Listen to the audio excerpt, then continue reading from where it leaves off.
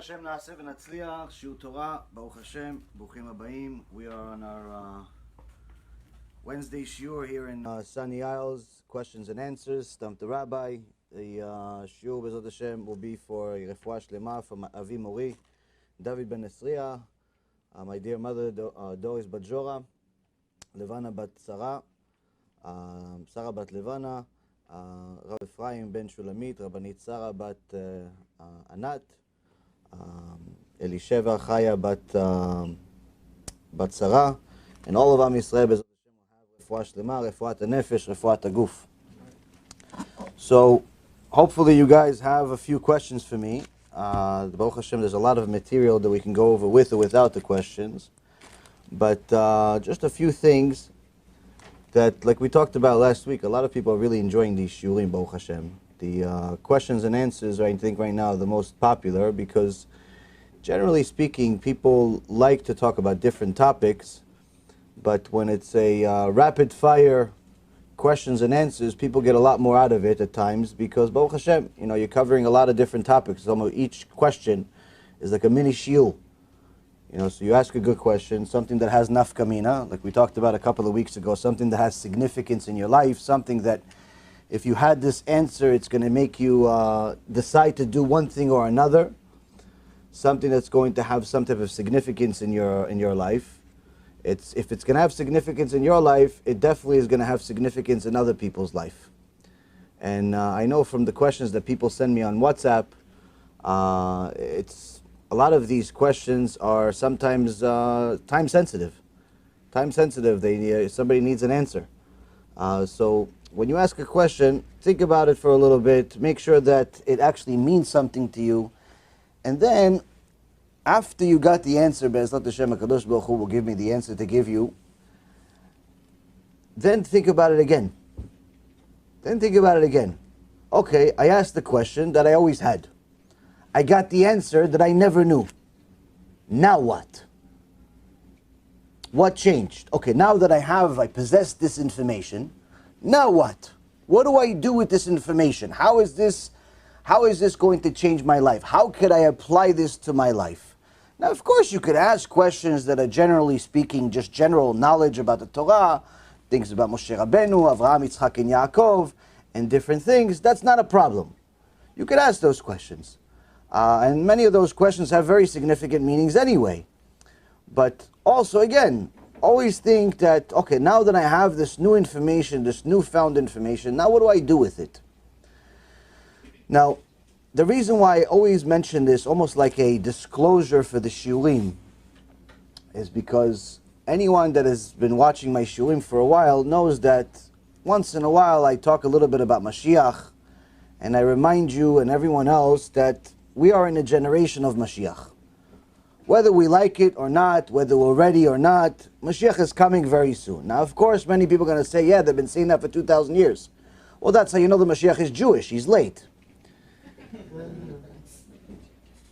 The point is, Rabotai Karim, is that the Chachamim say that Mashiach, once he comes, the Gemara in Masechet Avodah Zarah, at the end of 3b, beginning of 4a, says that once Mashiach comes, there's no more conversions, there's no more Chuhwa, there's no more nothing. That's it, finished. Wherever you are is where you are.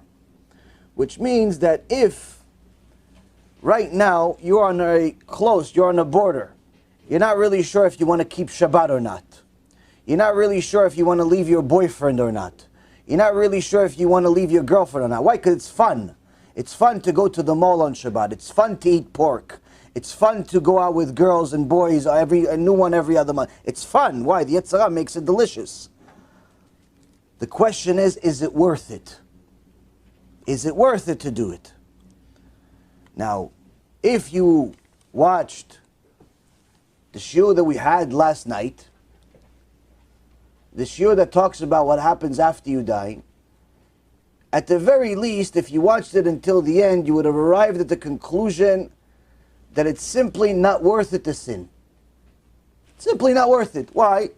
The amount of punishment that a person gets when they sin is insurmountable. It's such something that's unimaginable. It's something that even if you try to imagine the scariest movie that ever existed, it's not even a 1% of 1%.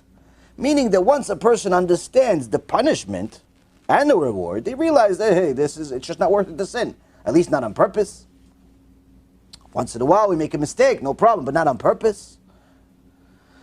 So if you have one of those situations where you're like right on the border, you're thinking, maybe I should leave him, maybe I should leave her, maybe I should keep Shabbat, maybe I should keep kosher. You're like there, you're thinking. That's the question you ask. Why? Because once you get that answer, Be'ezrat Hashem, that answer will give you enough information to encourage you to make the move, to go forward, to do something about it. Because once the Mashiach comes, there's no more time. If you didn't keep Shabbat by the time Mashiach comes, I'm sorry, no lecturer in the world can help you. If you didn't leave your boyfriend by the time Mashiach comes, and every time he touches your finger, I'm not even talking about a Hashem Rachem intimacy. Every time he touches your finger, it's considered Isur Nida, which is karet nafsho. It's the worst punishment in the Torah. Just for you and your boyfriend holding hands. Just for that. Why? He's not your husband. He's not your husband, not allowed to touch your hand. If you didn't leave your boyfriend by the time Mashiach came, no shiur is going to help you at that point. There's no more shiurim after Mashiach comes. Only Mashiach gives shiurim. I just tend head. Maybe, I don't know if he's going to be on YouTube though. I think he's going to be YouTube in the sky because the whole world's going to watch. But the point is, Rabotai Karim, is that if you have one of those questions, you want to ask it now before Mashiach comes. Because that means that you make a decision, you start doing Chuhwa, you start changing things about your life, you start getting ready. Now you're going to ask, okay, when is the Mashiach going to come, and how do we know he's going to come in our lifetime even? So the Chachamim say, Mashiach has to come before Shabbat.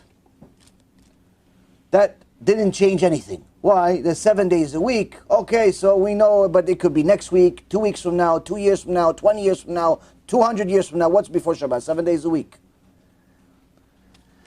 But the Chachamim say, no, not Shabbat the day, Shabbat the year.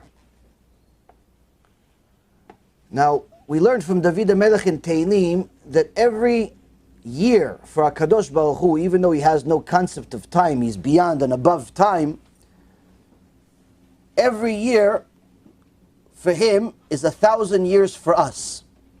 Which means, right now, we are at the year 5,779 according to the Jewish calendar. According to the idol worshippers, we're at 2019. We completely disregard that calendar. When you celebrate your birthday, you celebrate the Hebrew calendar birthday, not the Goy calendar birthday. Why? Because the Goy calendar birthday, aside from being based on Avodah Zarah, aside from that, it's not really your birthday.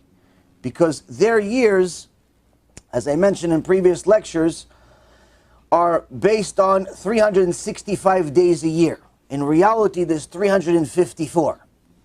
So every year, according to the Jewish calendar versus the Christian calendar, there's an 11-day difference. Which means that every 3 years, there's a month difference. So every year, your birthday is a month later, according to the Christian calendar. So this year, you celebrated your birthday, let's say in January. In 3 years from now, technically, it's in February. It's not in January. You could say it's January 1st all you want, but in reality, your real birthday is now February. And then 3 years from then, it's again, we get to March, and so on and so forth. You look at Gemara Masechet Rosh Hashanah, it goes into the details of how the real calendar is. But according to HaKadosh Baruch Hu's calendar, every 1,000 years is 1 day. So we're at the year 5,779. That means every 1,000 years we've completed a day. So you count with me. First 1,000 we've completed Sunday. Second 1,000 we've completed Monday. Third 1,000 Tuesday, Wednesday, Thursday. 5,000 years we've completed 5 days. Right? But still we have 779. 750 is what percentage of 1,000? 75%. Chazaku Baruch. 75% of 24 hours is what? 18. 18 is 75% out of 24. Right? 18. What's the 18th hour? 6 p.m. You know, the military clock, they used to do that 18th hour is 6 p.m. That's already 750. It's 5,700, 750. 5,750. But we don't have 750. We have 79. Now, I did the calculation once, and approximately every 41 years is 1 hour.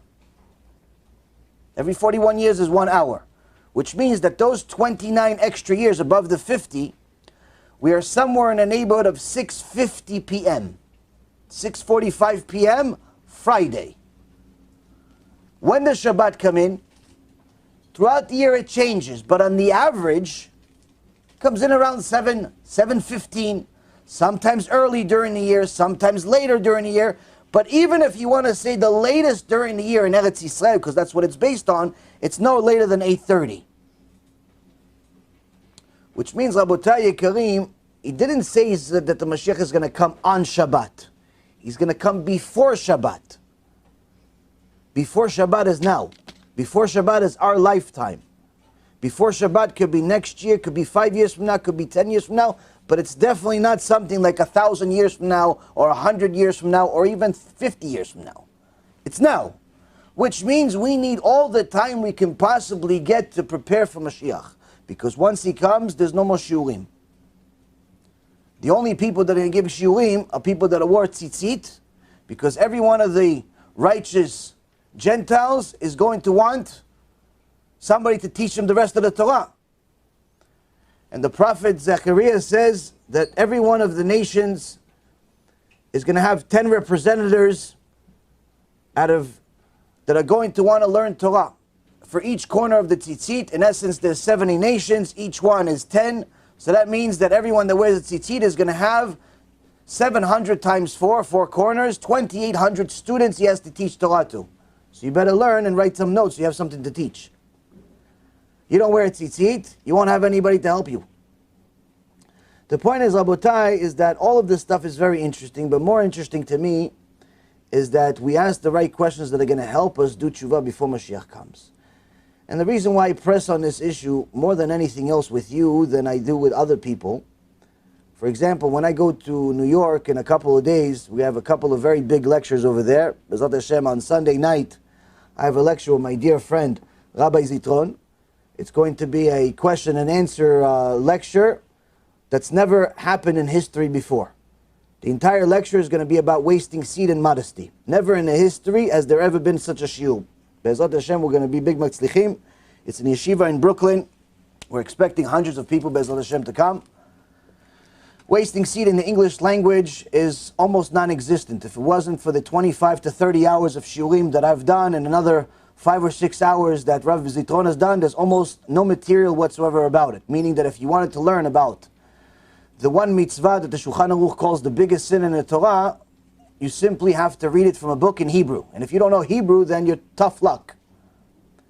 So Baruch Hashem, we have quite a bit of material on the internet about it. And now, for the first time, we're going to be doing an entire shiur of questions and answers. Meaning, the tzibur is going to be doing what you're doing, but just about that topic. And on Monday night, B'ezrat Hashem, we're going to have a shiur with myself, Rav Mizrahi, and Rabbi Elona Nava. Over there, we're also expecting quite a few people. We're still debating whether it's going to be 2,000 people with about 1,500 of them being outside, because there's not going to be room, or something else. We don't know. All I know is that it's going to be, B'ezrat Hashem, a very big event. Now, I'm not really going to press the Mashiach so much to them as I am to you. And the reason why is because I see, from the amount of difficulties that I personally have to deal with, just to get this shiur going, whether it's to get the money to give you the little $15, or health issues, or other headaches that happen in life, or better yet, the amount of different yetzirah that happens just to get you guys not to come. It's not normal. The yetzirah has many soldiers. Main soldier is called Amalek. Amalek is not some angel. Amalek is actually a person. It's many persons. It's many people. Sometimes they're Jewish, sometimes they're not Jewish, sometimes they're male, sometimes they're female, sometimes they're your relative, sometimes they're somebody you don't even know. Why is Amalek somebody? Amalek is somebody that's there to cool you off. Meaning, you're hot for doing Chuhwa, you want to change, you want to do something to get closer to HaKadosh Baruch Hu. Amalek is somebody that says, no, come on, stop being a fanatic. Stop being overly religious. What, are you going to keep Shabbat now? What, did you become a rabbi? Nah, this guy Yaron, he's a machmir. He's stringent. That's the funniest thing in the world, by the way, when people call me stringent. I think in the 5-6 years that we've been doing shiurim, I don't think I've ever taught one stringency. Everything that we teach is basic level Judaism. Meaning Aleph Bet. This is the basic minimum. I know that sometimes it sounds like it's too hard, it's far away from your reality, and so on and so forth, but this is the basics. This is actually the basics. This is the basic minimum of minimum. Stringencies we don't teach. Why? I don't think stringencies are even relevant to this generation. If you're already at Tzaddik for years and you're able to get to that level and apply some stringencies to your life, Chazaku Baruch, you have a rabbi that says it's okay, go for it. But in reality, the vast majority of Am Yisrael today doesn't even keep Shabbat. 90% of Am Yisrael does not keep Shabbat. That's a basic level, that's basic minimum. To keep Shabbat is not a stringency. To not drive on Shabbat is not a stringency. It's basic minimum. You don't keep Shabbat, the rest of your mitzvot are going into the toilet. Why? Because Hashem has to pay you for those mitzvot in this world. You have no share of the world to come if you don't keep Shabbat. It's a basic minimum. And you see that unfortunately, many of the kids that have come a few months ago, Baruch Hashem, some of them are still coming, some of them don't come. Many people that have come to my previous shurim 5 years ago, they came, they did Chuhwa, they started going to Beit Knesset, but then something happened. They disappeared. I told you a story a couple of weeks ago, but this story repeated itself many times. I've rebuilt this shul 7 times already. This is the 8th time. 7 times we built the same Tuesday shul, and then now, Baruch Hashem, we have 3 shulim. And the reason why is because every time we get a group of people, 15, 20, 30, 40 people, whatever it is, they all start doing Chuhwa, they all start going to Beit Knesset, and then the rabbi that is at the Beit Knesset ruins them. They go, they stop driving on Shabbat, but then the rabbi says, no, you can drive on Shabbat, it's okay. No, it's, the rabbi said I have to leave my non-Jewish wife. No, what are you crazy? Shlom Bayit. Yeah, but she's not Jewish. Yeah, but Shlom Bayit is important. Rabbis are telling them this stuff. What ends up happening, Rabotai Yekirim, is that people are fighting for neshamot. Amalek is fighting for neshamot. And unfortunately, Amalek comes in the form of a rabbi. Sometimes it comes in the form of a cousin, a brother, a sister. So that's why I always tell you, anytime somebody tells you anything from the Torah, or anything related to religion, that's the opposite of what you heard here, ask him, can I see with my eyes what you said in a book? To make sure that what you said, I believe you. I'll tell you, I believe you. But can I see it in a book?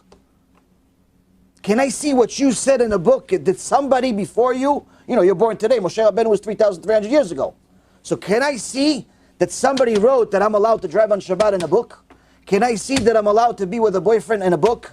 Because you're saying it's allowed, and this crazy Rabbi Yaron is saying it's not allowed. So there's a machloket. He, in a shiur, he provided a source. He provided a page number, he provided a name of a book. So he had a source. Do you have a book that contradicts it? Or is it just your word? If it's just your word, do me a favor, take that word, put it in the toilet with the rest of the waste. Why? If it's not in a book, it's not part of Judaism.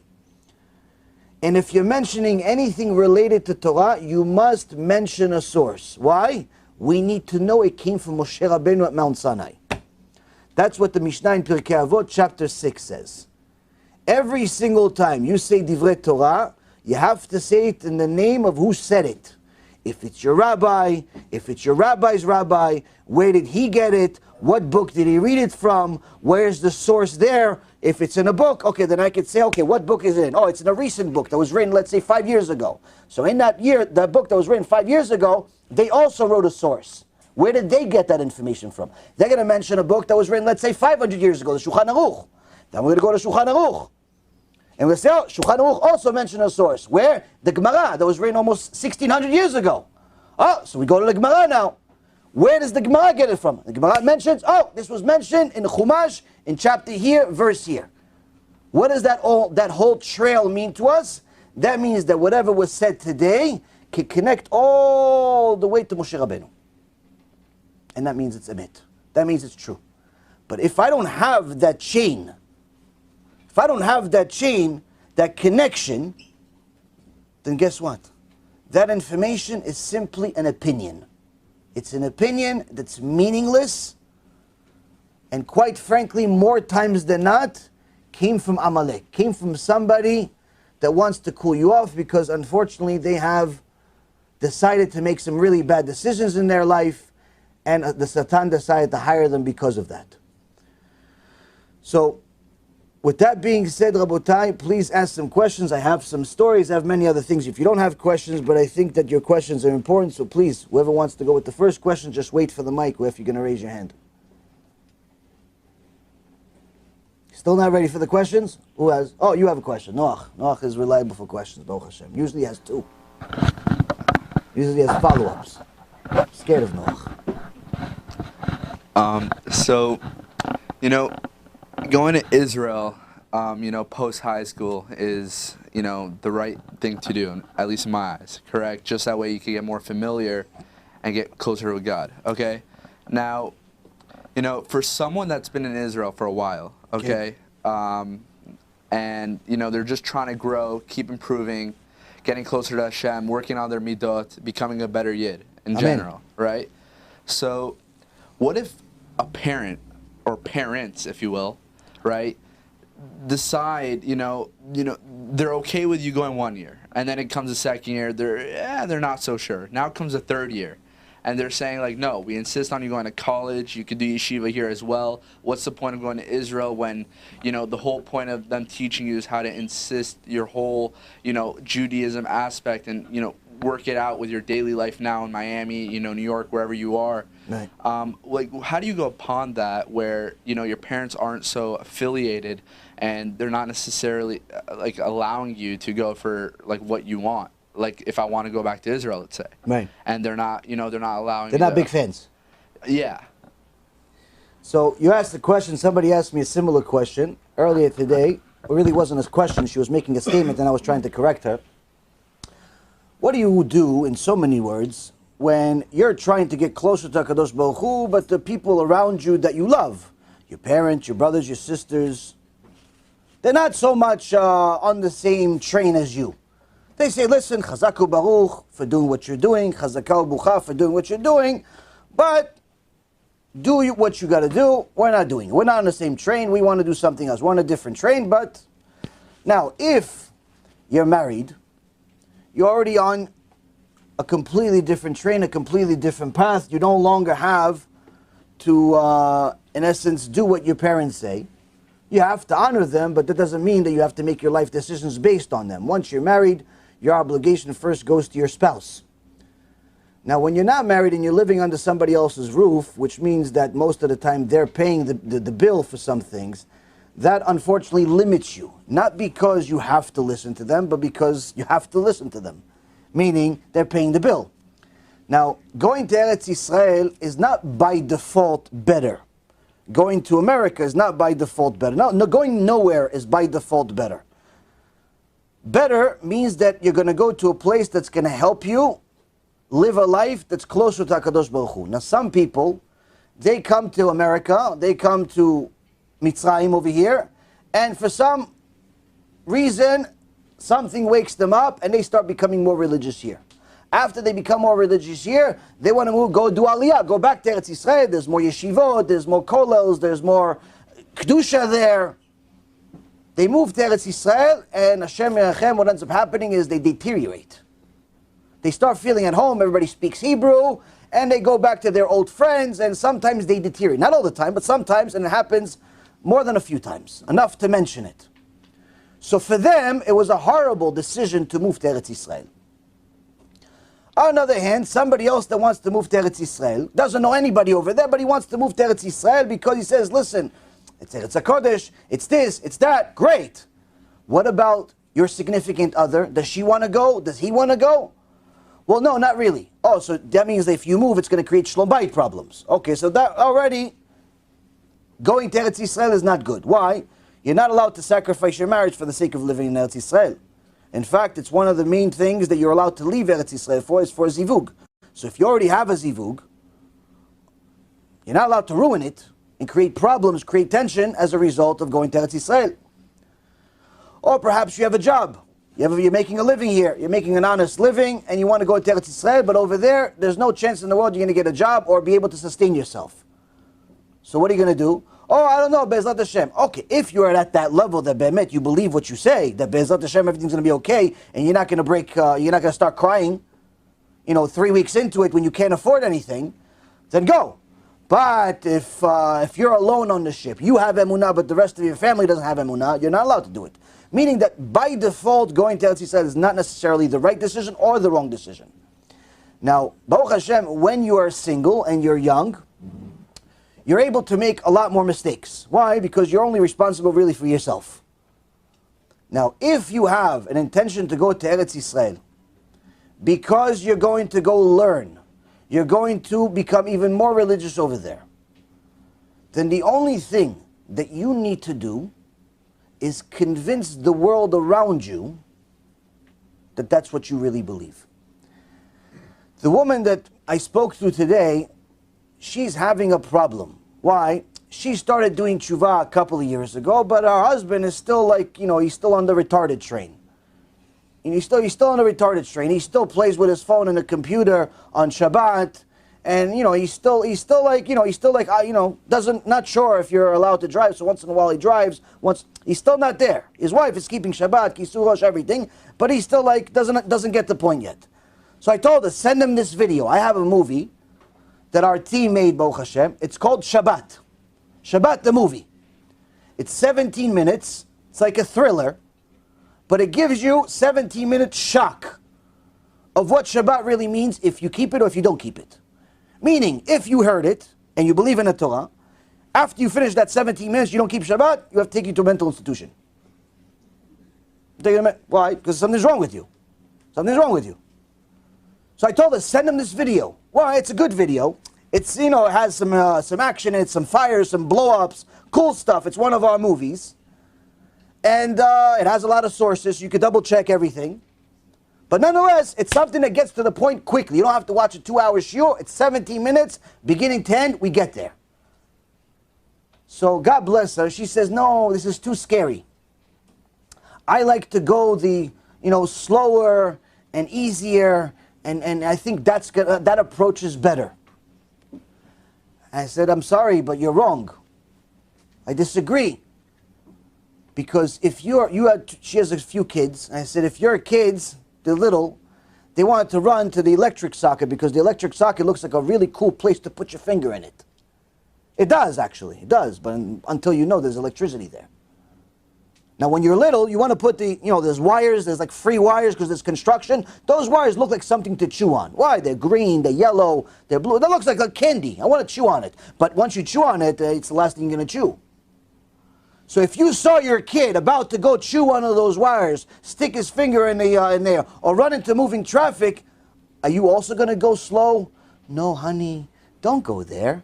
Oh, no. Oh, take that out of your mouth. It's too late. It's too late. You can't go slow and steady and sugarcoat things when life is in danger. Needless to say, if you're going to protect the body because of that approach, that's right away giving him a shockwave where you tell him, listen, don't touch it or else you're going to die.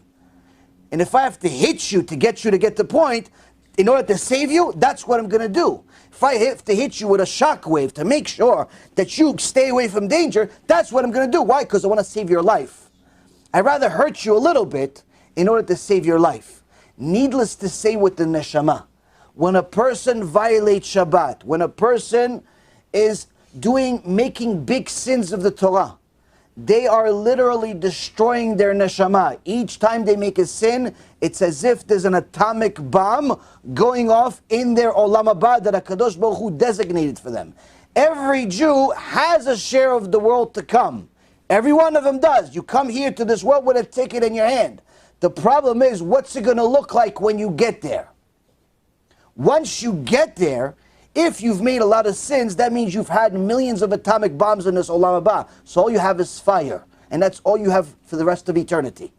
But if you had mitzvah, you kept Shabbat, you kept everything, then your olam haba is fantastic. So that means that the slow approach doesn't work at all. At all, at all. Especially not for a stubborn generation like we have today. Now, so to finalize the answer, why is it that her husband is still not keeping Shabbat a couple of years into it? Why is it that this is a very common case where a lot of people are doing Chuhwa, but their family, their friends are still lagging behind? The reason is, Rabotai, with all due respect to everybody who's doing Chuhwa, is that the world around you is not buying it. They're not buying your Chuhwa. They don't believe that your Chuhwa is real yet. Because you're not standing up for it. You're not fighting for it. If it was so real that somebody that violates Shabbat is going to get a death penalty, how come you're not like yelling at me? Or like doing something to stop me? If it's really real that immodesty, every time a person is immodest, HaKadosh Baruch Hu cries because he has to punish him or her for that. How come you're not telling me on a regular basis? Why do you stay quiet? Meaning that when you don't tell the world around you the truth on a regular basis, either with your mouth or with a click of a button by sending them a video or sharing some email or a book or something, then the world around you is just simply not going to buy that you're really into it. They just think it's like a trend. It's like you're going through a phase, especially when you're young. When you're 18, 19 years old, just so you know, no one listens to you by default. Why? Because you're 18, 19 years old. By default, no one's going to listen to you. Why? Because you're 18, 19 years old. Now, yes, you're smart. But in their eyes, they remember that they used to change your diaper just a few years ago. In their eyes, they remember just a few years ago they were paying your tuition. In their eyes, you didn't go through life yet. Who are you to tell me what? Who are you to tell me this?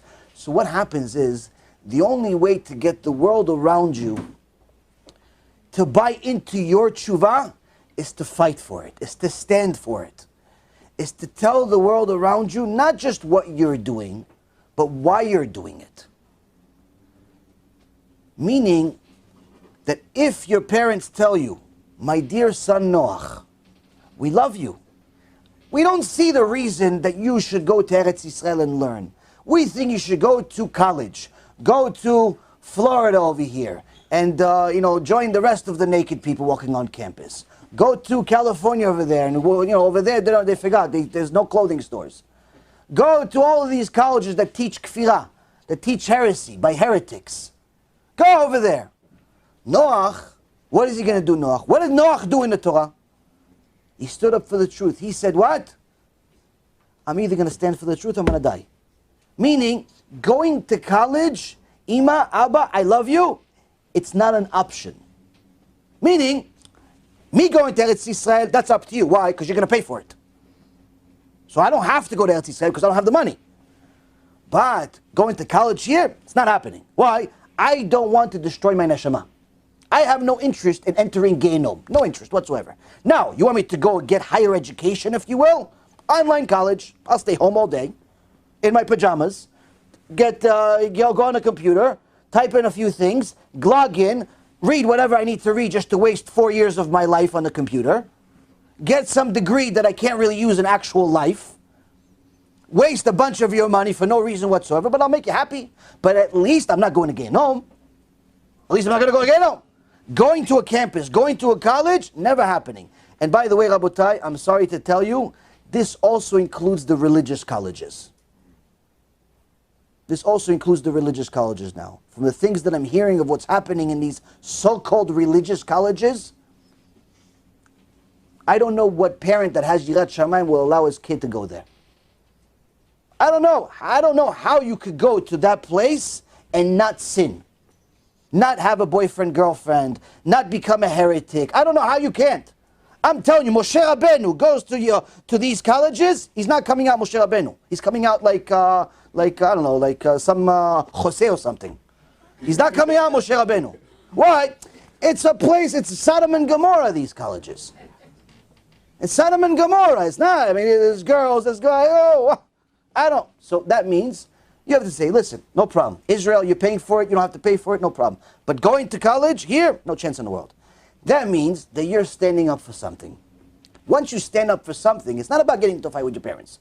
You love my parents. You say with respect.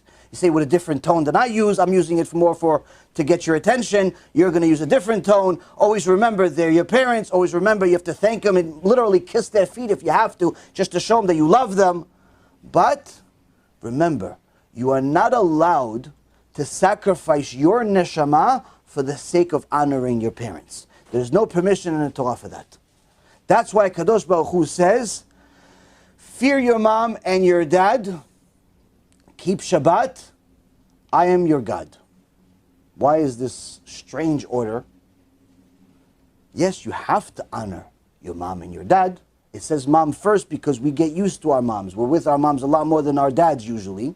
So we forget that we're supposed to also fear our mothers. He says, fear your mom and your dad. But keep Shabbat, I'm God. What's the one thing I have to do with the other? Yes, you have to honor your parents. But remember, if your parents tell you to go drive to the store for me on Shabbat, I'm God. You're not allowed to listen to your parents. I'm bigger than your parents. If your parents tell you to go do something against me, against the Kadosh Baruch Hu, not allowed to do it. But you have to do it in a nice way, in a gentle way, in a respectful way. But at the same time, you have to stand for something. If you stand for something, the world around you will change and it'll say, you know what? You're religious. You're a real religious guy. Why? You're a real religious. Why? You're standing for it. It's not the clothes. It's not the hat. It's not the beard. You're standing for it.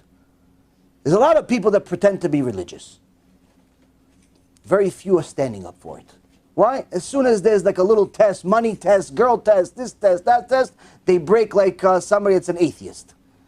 So the point is you have to stand for it. And again, remember, with your parents, you have to honor them. Last but not least advice, and I'll take the question from the back, is you have to show the world around you that the Torah that you're learning is not only improving you as a human being, but it's also making you happy.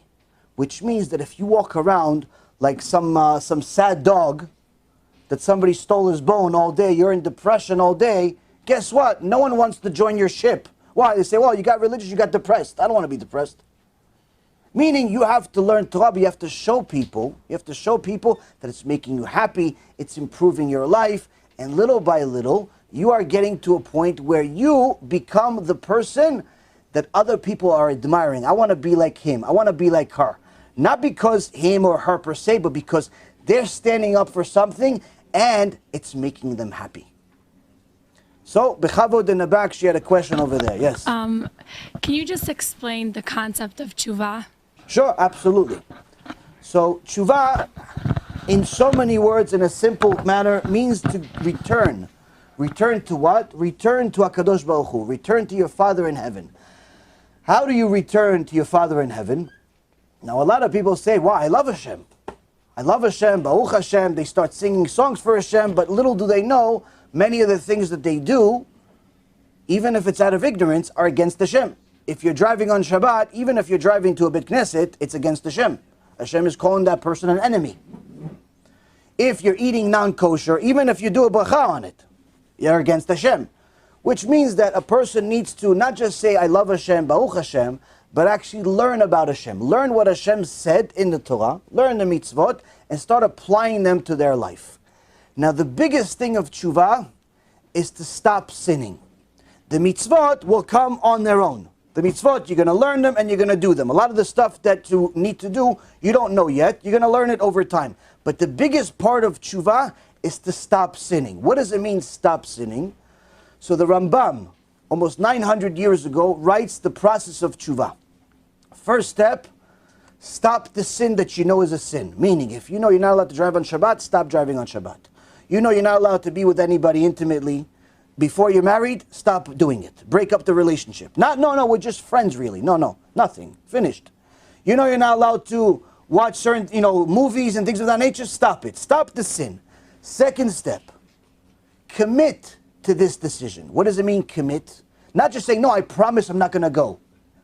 Promise not going to go. A 3-year-old does it and he goes 5 minutes later. What does it mean, promise not to commit? Means make yourself a fence that you're not going to have that opportunity. So if you know that every time you drive by a certain street, you see your favorite restaurant that's not kosher, and you can't resist. You have to eat that pork. You have to eat that non-kosher salami. You have to eat it. Why? It's so delicious. So what do? You make a fence. You don't go down that street anymore. That street becomes like a nuclear bomb went off over there for you. You're not allowed to go there. You know that every time you go on a certain website, you see things you're not allowed to see, and it ends up leading to wasting seed and other types of sins. What do? You put some type of filter on your screen. You put some type of device where you do not go to these websites. You see that there are certain sins that you make. You have to put yourself in a situation where you're not going to be in that situation. You have a few friends. They like to gamble, and you like to gamble. But you know it's not allowed to gamble according to the Torah. So what do? Those friends, you put them on a do not call list. When they call, it goes directly to a voicemail that you never check. Why? You have to cease that relationship. Because they're not going to stop gambling just because you stopped. But if they're going to continue calling you, eventually you're going to break because there's a good poker game, and there's a good this game, and there's a good this, and there's a good that. No, you can just come and watch us. Don't gamble. They'll convince you to come, and eventually you're going to break. So that means that you have to end certain relationship, fix certain relationships, do certain things in your life, make a fence. Don't put yourself in front of that desire that you know that's my trigger. If you are an alcoholic, guess what? You're not allowed to go to bars anymore. But it's not just bars that are obvious bars. I mean bar mitzvahs that have alcohol, weddings that have alcohol, get-togethers that have alcohol, anywhere that has alcohol. If you're an alcoholic that's recovering, you're not allowed to go anywhere. It's not that, no, I'm going to go, but I'm not going to drink. I'm going to have a Coca-Cola on me. No, my friend. You cannot go. If you're a former drug addict, you cannot hang out with anybody that's still doing drugs, even if it's what you consider not a big drug like marijuana. You're not allowed to hang out with those people. Why? Because that leaves an opening for the Satan, that one day it's going to look delicious to you, and you're going to fall. And you go back all the way to the beginning. So that's step number 2. Step number 3. Learn about that mitzvah, learn about those things that you're stopping to do as much as you can, to the point where you start realizing the magnitude of the sin and you start feeling bad about it. You start feeling bad about the fact that you sinned. You start feeling bad that you were promiscuous. You start feeling bad that you violated Shabbat. You start feeling bad that you ate not kosher. You feel bad. Learn enough about it to the point where you feel bad about the sin, because that's going to be that big thing that's going to help you not go back to it. Now, how do you make up with step number 4? How do you make up for all of the past sins? Let's say, for example, you start keeping Shabbat, you start preserving yourself, you start doing all the good things that you're supposed to do. How do you fix the mess up for the last 20 years? You can't undo it. It's done already. If you've murdered, it's murdered. If you had an abortion, you can't bring the baby back. And having a new baby is not going to bring the one that you killed back. If you've wasted seed, you keeping yourself now is not going to help you from the past. If you violated Shabbat, it's not going to make the past Shabbat come back. So how do you fix the past? You fix the past by doing kiruv, meaning encouraging other people to also do tshuva. When you encourage other people to do tshuva, they're going to also do tshuva for that particular thing. They're going to also stop wasting seed and being promiscuous and violating Shabbat and so on and so forth. Every time they keep it, you're making up for one of your sins from the past. So if you've committed a crime 100 times in the past, all they need to do is keep that mitzvah 100 times, and you fixed your past. Which means that the cure for all of our past, my past crimes, your past crimes, all of Am Yisrael's past crimes, is to actually do what we're all doing right now. All you need to do is next week, bring a friend with you. Bring a friend to the lecture. She comes, he comes, they sit down, they hear the word of God, they hear the Torah. Guess what? That's going to change them. That's going to change their behavior. They're going to think a few times before they sin. That helps your tshuva. So that's the 4-step process. You stop, you commit to stopping, you feel bad about it as a result of learning, and you encourage other people to do the same. You have a follow-up, I'm assuming. How does it work with like Gehenom and doing Chuhwa? Because if you do Chuhwa, do you still get Gehenom? Depends on the level of Chuhwa.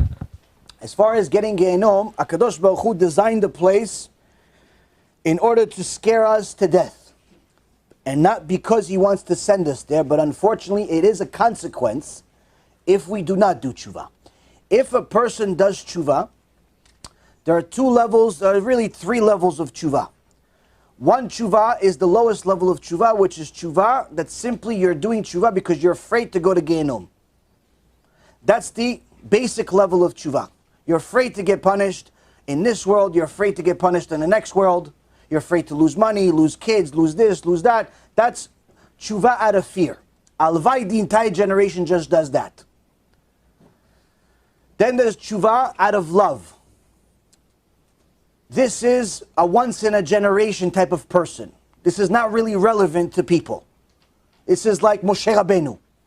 It's not really relevant to people, even though people like to talk about, yeah, do Chuhwa out of love, as if every average Joe can do it. It's not real. It's not for regular people. The best case scenario is a combination of Chuhwa out of fear and love. That's the best case. So what happens when you do Chuhwa, if it's out of fear, it turns all of your previous sins that were intentional into accidental. Meaning you didn't mean it, which means that the punishment for it is drastically lower. And if you're really serious about your Chuhwa, then what Hashem is going to do is start giving you all types of different mini punishments in this world, so you don't have to go to Gehenom at all. Why? If you're doing real Chuhwa, you're getting closer and closer to Hashem. Hashem doesn't want to send His loved daughter, His loved son to Gehenom. He doesn't want to do that. So what He's going to do, He's going to send you a little suffering once in a while. You're going to have a little bit of pain in your foot for a day or two. You're going to lose a little bit of money here and there. Somebody's going to annoy you. You're going to go into your pocket and try to grab $10, but realize you forgot your wallet. And so on and so on. These little mini sufferings, they help us repent for the previous sins. Sometimes people have big things that Hashem gives them. But believe me, all suffering, if people knew the value of them, they'd pray for suffering. Don't pray for it though. You'll get it by itself. It's automatic. It happens in life. The point is, Rabotai, is that when a person gets suffering, it repents for their previous sins. And when they're doing Chuhwa, Hashem sees that they're doing serious Chuhwa. He doesn't want to punish them, so He gives them a little bit of suffering. Each little bit of suffering is erasing their sins, and they can go to Gan Eden right away. If they've done Chuhwa out of love, meaning the love and fear at the same time, then it can actually turn all of their sins into mitzvot. To that extent. Meaning every single time you've wasted seed, you made 300, 400 million sins with that one wasted seed. You did Chuhwa, and you continued learning, and you helped other people do Chuhwa. You fell in love with HaKadosh Baruch Hu. Guess what? Instead of 300 million demons that you created, you have 300 million malachim. You have 300 million mitzvot. Your Gan Eden improves. That's why when people understand what Chuhwa is, they realize it's not even logical, and that's why it's such a great kindness from HaKadosh Baruch Hu. So a person can avoid Gehenom altogether if they do serious Chuhwa. Meaning, from today on, for the rest of your life, every day you're going to work on yourself a little bit to improve yourself. Improve your character traits, improve your mitzvot, improve your mindset, your ideology, every day a little bit more. Chuhwa never ends. Because even though you've done Chuhwa for the big things that we've done in the past, there's things that we're doing now. Curse word comes out by accident. You got angry when you shouldn't. You forgot to pray. You forgot to do a blessing. Sins happen. So Chuhwa has to happen throughout our entire life. And there's also character trait development, which is a lifetime of work. So a person can avoid Gehenom altogether if they do serious Chuhwa. But in generally speaking, if a person is doing Chuhwa his entire life, they're not only going to have Gan Eden in the next world, they'll actually live in Gan Eden in this world. Because Chuhwa, when you're really serious about it, it turns your life into a wonderful, wonderful life. Because you're constantly connected to Hashem. Every day, even through the problems, you lost a little bit of money, you know that it's Abba B'Shamayim. You know it's Hashem that actually took that money. Now it hurts to lose that money. But you realize that it's either taking that $100,000 you lost, or you'd have to go to Gehenom for like 100 years. When you think about, wait a minute, Gehenom, I saw the shiur, it's scary as can possibly be, I'd rather lose $200,000, not 100. Why? I don't want to go to Gehenom for even a second. So when a person sees what the punishment is, and then he sees that Hashem is giving him a little bit of a slap here and there just to pay for that punishment here instead of there, they realize that their life is literally Gan Eden. HaKadosh Baruch Hu is holding them like a baby and cleaning them up all together to get to Gan Eden right away and be with him for eternity. You have anything else? Okay. If somebody's in the back has something. Or front, okay. Havod. Is it always an affair to get angry? Like, for instance, when I was walking to Shir this morning to learn some Gemara, I slammed the door right on my middle finger. Okay. And, like, it hurt a lot, and I was, like, really angry about it. Because, like, I was going to do a good thing, and, like, my fingers really hurts. Well, if you continued and you proceeded and went to learn under the pain, then I could tell you that your learning under pain is worth 1,000 times more than learning without pain. So if you did it, ashrecha. If you didn't do it, then that means that Satan won today.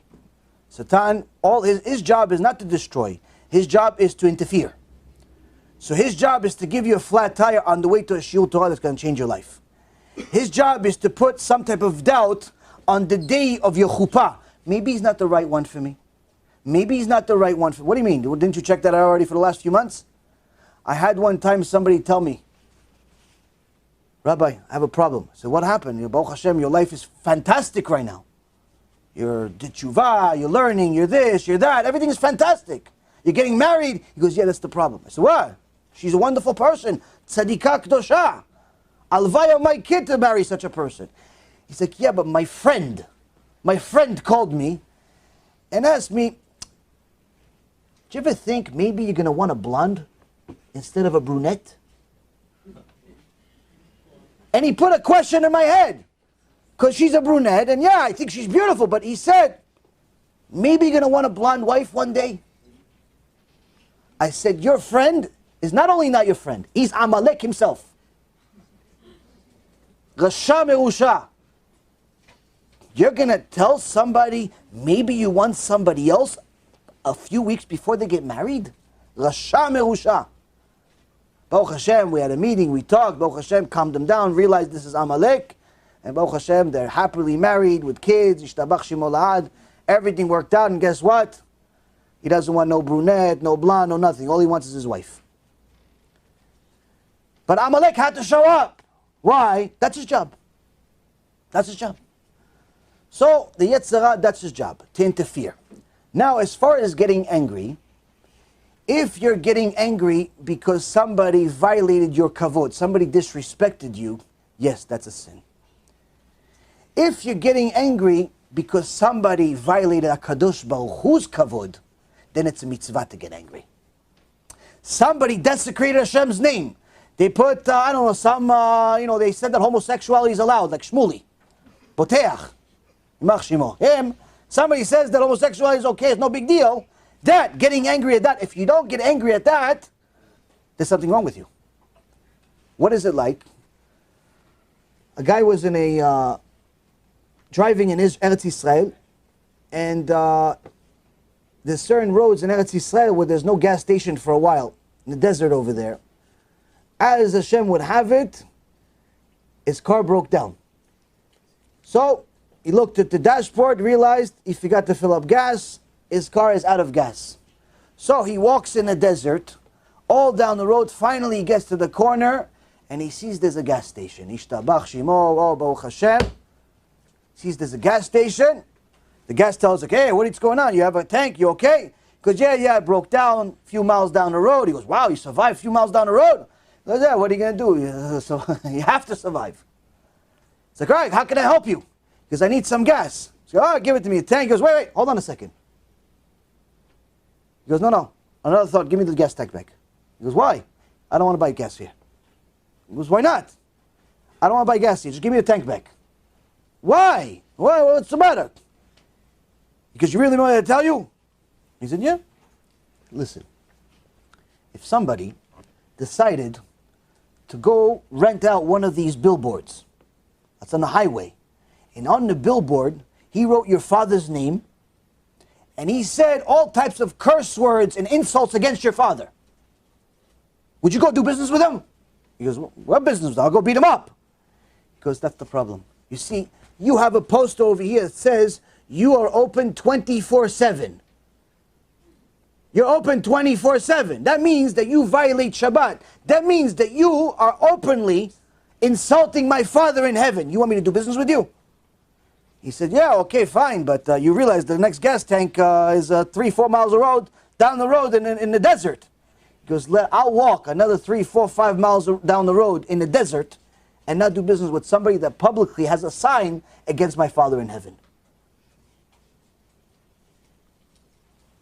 So you see, Rabotai, if you're zealous for HaKadosh Baruch Hu, then HaKadosh Baruch Hu says in this week's parasha, וידבר אדוני אל משה לאמור, פנחס בן אלעזר בן אהרון הכהן השיב את חמתי מעל בני ישראל בקנאו את קנאתי בתוכם ולא כיליתי את בני ישראל בקנאתי. Hashem spoke to Moshe saying, Pinchas, the son of Elazar, the son of Aaron, the Kohen, turned back my wrath from upon the children of Israel when he zealously avenged my vengeance. So I did not destroy the children of Israel in my vengeance. Because Pinchas ben Elazar ben Aaron HaKohen defended HaKadosh Baruch Hu's name. How did he defend? He killed 2 sinners. He killed one of the Jews that was sinning with a Goya while they were sinning. And HaKadosh Baruch Hu says, I was planning on killing everybody. But because he defended my honor and killed the 2 main sinners, he saved all of Am Yisrael. So when you get angry for the sake of HaKadosh Baruch Hu, mitzvah. You could be like Pinchas ben Elazar ben Aaron HaKohen, who never died. He turned into Eliyahu Navi. But if you get angry because somebody insulted you, then it's not a good thing. Why? Because who do you think you are? Why is it, what's the big deal? What? He called you short, he called you long, he called you fat, he called you this, big deal. He made a sin, that's already enough of a problem for him. You're mad at him on top of it? How is that going to help your life? Point is that when we realize the most significant thing in the world is HaKadosh Baruch Hu, it becomes more and more difficult to be mad at people for our own reasons, because we realize that the people that make us angry usually have a bigger problem with HaKadosh Baruch Hu. And already you feel bad for them. So there is a time and a place to be angry, but only for the sake of the Torah and mitzvot and HaKadosh Baruch Hu's name. Next question. Howard. If you knew who Amalek was today, would you have an obligation to kill them? And if so, how would you? We do not have a Sanhedrin, and we do not have the knowledge of who Amalek is, and therefore we do not have the permission to kill anybody. So it's when a MaShiach comes, that's going to be one of his missions, is going to be to destroy Amalek. But that's going to be also through the war of Gog and Magog. But as far as an individual today, you have no permission to kill anybody. This only applied thousands of years ago? No, it applies now. It's just that we don't have the right to do it simply because we don't know for sure who Amalek is. There are people that have Midat Amalek. They have the character traits of Amalek. They have the actions of Amalek, but we still don't know for sure that they are Amalek. So if because of that limited amount of uncertainty, you're not allowed to apply that halacha. For example, the Gemara in Masechet Sanhedrin says that in the Torah, it says many death penalties. Somebody violates Shabbat, death penalty. Somebody goes with a married woman, death penalty. Somebody eats chelev, which is a certain part of the animal that's not allowed, death penalty. Somebody wastes seed, death penalty. A lot of death penalties. But they said in the Bet Din, when we had the Sanhedrin, if there was one death penalty actually executed, if there was more than one per 70 years, there's something wrong with that Bet Din. They're too vicious. Why? I mean, that's their job. You say if somebody violates Shabbat, there's witnesses that warn him and he still continues to violate Shabbat, we have to kill him. That's what Torah says. It says the Bet Din's job is not to kill people. Yes, that's something that can happen. But the Bet Din's job is also to find a way not to kill them in a legal way. Meaning, maybe he didn't know what the punishment is. If he knew it's not allowed, but he didn't know what the punishment is, you still don't have a right to kill him. Which means what? So it's not punishable? It's not a sin? No, it is a sin. But then it's Hashem's job to kill him, not your job. You yourself don't try not to kill people. Meaning that the Bet Din's main job is to make sure they find different things to see if it's possible not to kill this person and give them time to do tshuva. If, let's say, for example, they question the witnesses. The witnesses were reliable, but they questioned the witnesses, but the witnesses changed their answers, or the answers weren't reliable, again, that would cancel out the entire death penalty. And so on and so forth. So the point being is that Am Yisrael is not a nation of killers. Even though it says in the Torah, the death penalty exists in almost every parasha. And the entire Torah talks about death penalties. Generally speaking, that death penalty is something that's executed by Kadosh Baruch Hu himself. Not by us, and even needless to say, not by us when we don't have a Sanhedrin. We rarely executed it. When we had a Sanhedrin, we definitely are not allowed to execute it now that we don't have a Sanhedrin. Our main job in this world today is to do tshuva and get other people to do tshuva. That's the main job. Next question. Yes, Howard. What are currently the the active klipot that we have upon us, afflicted upon us, the active klipot? What does that mean?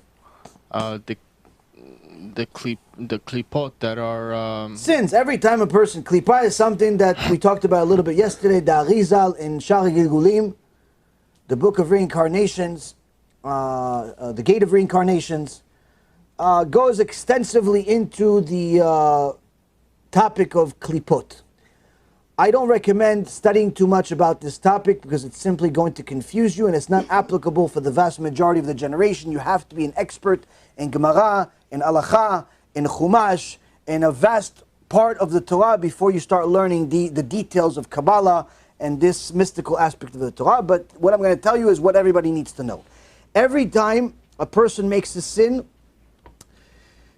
regardless of what that sin is, whether it's eating non-kosher or it's some type of a moral crime, anything they do, they in essence are creating a spiritual shell that separates their neshama further from Hashem.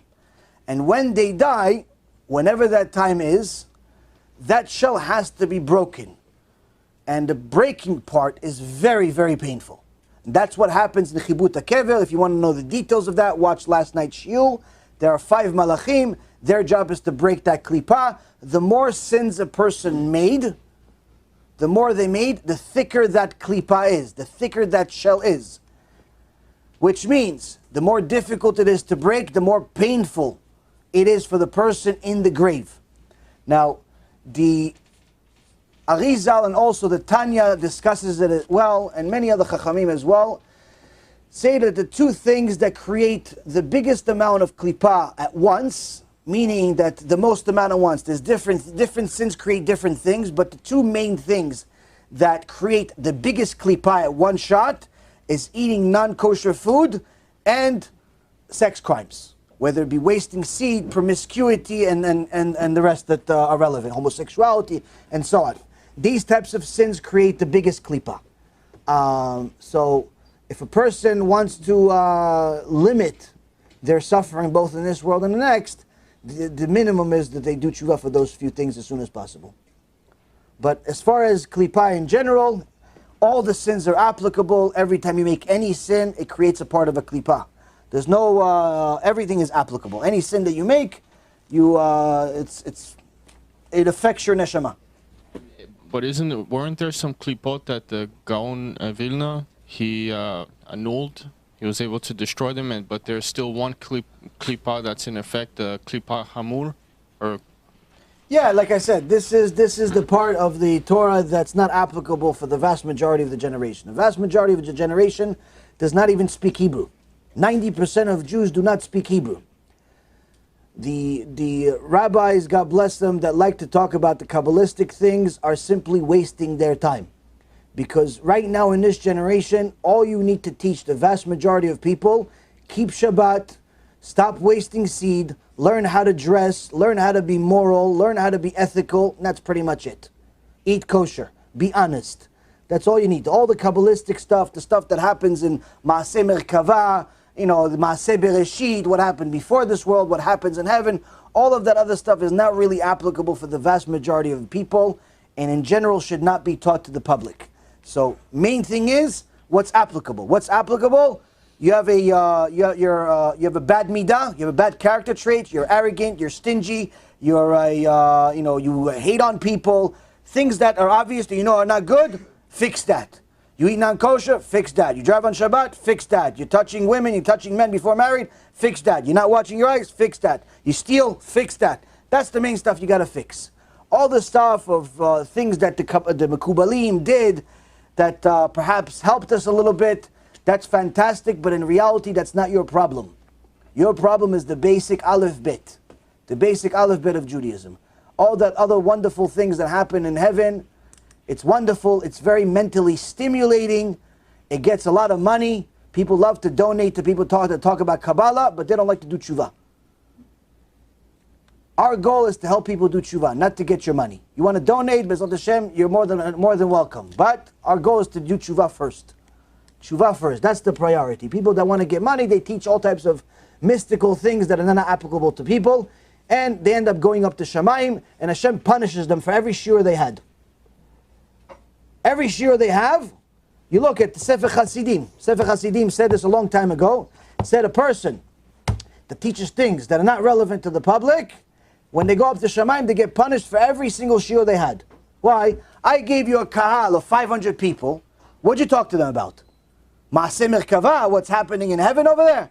Did anybody do tshuva because of how Malach Gavriel and Malach Raphael get along? Did anybody do tshuva because you know the names of the angels of every country? Did anybody do tshuva because you know the details of the different parts of the neshama? You have this part and that part and this part. Who did tshuva because of this stuff? Who started to keep Shabbat because of this stuff? Nobody. Nobody does tshuva because you're going to teach them the different Kabbalistic names. At best, they're going to buy a picture, put on the wall, and not have a clue that they're not even supposed to have it in the house. Most of these pictures that you buy online or you buy at these lectures with a bunch of money and a bunch of stock, you're not even allowed to have in your house. I had a picture like this because I used to donate a lot of money when I had money. And I showed it to my rabbi. It was full of letters. I had no idea what it said. I asked my rabbi, what is this? It's a holy scroll, beautiful frame, golden frame, something expensive. Beautiful. I had no clue what it did though. My rabbi said it, he almost had it. He says, those are angels' names. Get it out of your house. I said, throw it in the garbage? No, chas v'shalom. Put it in gniza, bury it. He goes, why? It doesn't belong in the house. Doesn't belong in the house. This doesn't belong in the house. Yeah, but somebody wrote it. Yeah, they want to make money. This, not in the house. All this Kabbalistic stuff that people put on the walls, on the pages and stuff like that, a lot of the stuff you're not even allowed to have. I have a student that had several sets of the Zohar, but it was written by the Kabbalah Center. All of it had to go and be buried under the ground. Why? Because the guy that authored the translation is a heretic. So even though the Zohar itself and the words of the Zohar in Hebrew are holy, the English translation is by a heretic. Not allowed to have it. You can't even have it in the house. You have to bury it. Point being, Rabotai, is that you have to tread very carefully with some of this stuff because, number one, and most important, is not going to help you do tshuva. Only work on things, learn things that help you do tshuva. That's it. Next question. Kabod over here, middle. What does it mean for a man to be modest? Modesty comes in two forms. One is the way they behave, their tone of voice, how they communicate to people with respect, with humility, how they behave outside, how they go to the bathroom. For example, it's very common for men to think that it's perfectly fine to walk around their house in underwear. This is perfectly normal in society today. Sometimes even no underwear. You go to the gyms, you go to the mikvehs, people walk around naked because it's only guys. This is 100% isur from the Torah. 100% not allowed. In fact, if you go to a mikveh and there's people walking around naked there, they're not covering themselves, not allowed to go to that mikveh.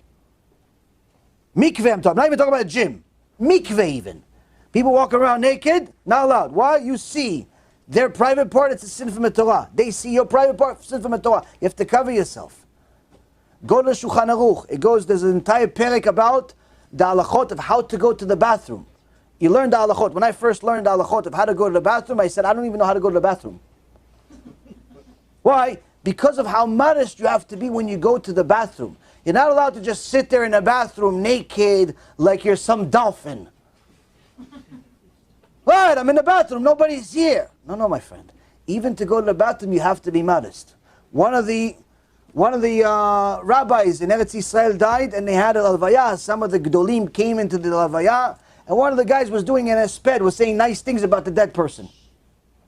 He said, oh, he was a tzaddik, he was a chacham, he was this, he was that. All the compliments. The guy died, you want to compliment. But then he said, how he was modest. One of the gedolei hador stopped. Hey, how do you know? So the guy's shocked. How do you know he's modest? Well, he was a modest guy. He goes, you ever in the bathroom with him? He goes, no. He goes, so don't say things you don't know. Why? It's going to hurt him in Shamayim, that people are lying about him. It's going to hurt him in Shamayim. People are lying about it. People call you tzaddik. In reality, you're a rasha. You go up to Shamayim and say, look, not only were you a rasha, people think you are tzaddik. So the point is, Rabotai, is modesty is not just 1, 2, 3. You have to be modest in general as far as behavior. You cannot walk around naked and show your body and so on and so forth. You have to be modest. Now, men have less stringencies in regards to modesty, meaning that they don't need to cover their elbows like women do. They don't have to cover their knees like women do. But when you go to a place of Kodesh, when you learn Torah, when you're praying, you should. Why? Because HaKadosh Baruch Hu is here. One time I had a shiur in Aventura, and one guy came into the shiur literally with a bathing suit, and I don't know if it was a shirt or some string. I don't know what it was. All I know is the guy was naked in front of me. So the whole shiur was going one way. I changed the entire shiur. I just talked about men modesty. Why? He has to get the point. You cannot walk to a big knesset in naked, pretty much. Even if you're a guy. So, as far as modesty, again, just because you're a man and you're allowed to show certain body parts does not mean that you could just show it to anyone, anywhere. Second thing is, in regards to your general clothing, they should not be tight. So this style that this rotten fashion police have with, they created, what are they called, skinny jeans? This skinny jeans garbage. First of all, you should know that skinny jeans were originally invented by the Nazi Germany. That's what their uniforms were, just so you know. I actually have a picture on my page somewhere that compares the skinny jeans that you buy for $300 and Nazi uniform. It's identical. But aside from that, it's also not modest. It's not modest for a man to wear things that are so tight that are showing his body parts to that extent. Just like a woman. Just like a woman. That's why Am Yisrael, throughout all of the years, they always wore loose clothes. Women have to wear loose clothes, men have to wear loose clothes. Why? It's nobody's business other than your spouse what the shape of your body is. Whether you're fat or you're skinny or you're muscular and your body, not everybody in the world needs to know that. Not everybody in the world needs to know that. Now, as far as the biggest part of modesty is really for men is, if they're wearing normal pants, normal shirts, they don't need to wear a suit. They don't need to wear a long sleeve shirt all the time. They don't need to, wear a tie, but they need to be modest as far as that it looks respectable. They need to look respectable, but most importantly, their behavior, their tone, how they treat the public, how they treat themselves even, in private and as well as in public. That's generally speaking what modesty is, but again, it also depends on how high you want to be. Like, for example, if you look at some of the Sfaradim, like the Baba Sali. The Baba Sali, alav shalom, he was much more stringent than anyone else we've had in recent generations, to the extent that he was more modest than any woman in the world today. He covered his hair. No one ever saw his hair. That's how modest he was. He covered his hair. He had the way he covered himself was more modest than any Rabbanit in the world. Why? Because he knew that there's Kedusha in it. And he was able to do many, many wonderful miracles as a result of his beautiful modesty and his Torah. Point being is that modesty is a beautiful way for you to preserve yourself, but also to get closer to HaKadosh Baruch Hu, and most importantly, to preserve your marriage. If the man is modest, it encourages the woman to be modest. If the man is immodest, it encourages the woman to be immodest. And the reason why is because it's simple logic. If the woman heard the rabbi say what the halakha says, she has to cover her hair, she has to cover her body, she has to cover this, but her husband walks around all the neighborhood, not just the house, walks around the neighborhood with just his shorts. That's it, nothing else. He's topless, he's shoeless, he's pretty much, he go to the shower just as is. He walks around as that, and his tzadikah wife is looking at this. She's gonna second guess herself. It's like, it's not fair. Torah is not fair. How is it that he's allowed to walk around practically naked with underwear, and I'm supposed to be Sarai Imenu? How? Guess what? He's not allowed to do that. When you go, if you want to go to a beach, you have to go to a separate beach. One side for men, one side for women. That's how it works. You cannot go to a mixed beach. Why? Because there's immodesty there. If it's just you and your wife, no problem. But there's other people there, big problem. So the point is, Rabotai, is that modesty is a beautiful, beautiful thing once you apply it to your life. It helps you get closer to HaKadosh Baruch Hu, but also helps you get closer to your spouse and helps you appreciate the creation itself, yourself. It helps you overcome a lot of obstacles, whether it be promiscuity or all types of wasting seed and things of that nature. When a person is very free with themselves, they touch themselves constantly. They even if it's not, people. There's certain guys that just like to touch their body all the time. Oh, they touch this and they touch that and they touch, and their hand goes everywhere. First of all, you should never shake their hand. God only knows what's on it. But aside from that, if a person is very comfortable with their own body, even a guy I'm talking about, if he's comfortable with his own body, touching himself constantly, going under his shirt, going here, going there, in his pants, all the time, for sure he sins. Big. For sure. Why? You're not really supposed to be that comfortable with your body. Because of how attracted the body is to making that big sin called wasting seed. The more comfortable you are as a man with your own body, the more likely you are to fall for the biggest crime in the Torah, which is wasting seed. Which means, in essence, according to the Torah, if you look at the entire Gemara, the entire Shas, beginning all the way to the end, there's only one time that the tzaddikim in the Gemara compliment themselves. It's not about the Torah that they know. It's not about money they give. It's not about how smart they are. The only time they compliment themselves is when they protect their brit to the extent of not even looking at it. Not even looking at their brit. That's what they compliment themselves. Why? They're proud of it. That's something to be proud of. They've made themselves so uncomfortable with their own body that they feel uncomfortable looking at their own part. Now, obviously, they're with their wife, but you don't need to look. Why? You look, you think, something happens. Something happens. So that's, in essence, what you're supposed to do, what you're supposed to aspire to do, and Bezrat Hashem, you succeed. If you do this, you can become a very, very big tzaddik, and you can help yourself and society at large. If you don't do it, God help you. Next question. Same price. You had a question. Yes, Chabad, transfer the mic.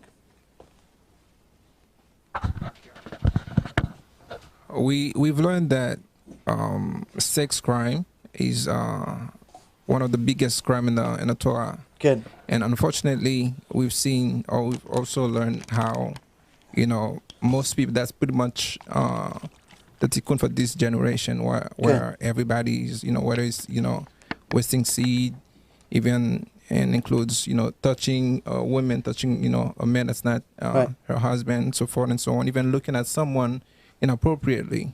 So my question is for not just for the youth, also for adults, because it's for everybody. Everybody. So what is a shortcut? How do we avoid that? What can we do, someone do, to actually avoid that, or to not just fix it, but to fix it? The Zohar Kadosh says that the tikkun of the generation, meaning the biggest mission, the biggest obstacle for the last generation, is going to be wasting seed, learning Torah, and modesty. those are the few things that are going to be the biggest obstacle for the last generation. As you can see, this is a reality. Zohar was written already a few thousand years ago, at a time where modesty was a norm, virginity was a norm. If a woman was not a virgin, she was pretty much considered a prostitute. Learning Torah was a norm. If you didn't know Torah, then you simply were considered an am haaretz. You were considered an ignorant, like what we consider homeless people. In today's world, it's hard to find people that know Torah, even if sometimes they're a rabbi. Quite frankly, I have a really, really big difficulty finding rabbis here in Florida that actually know Torah.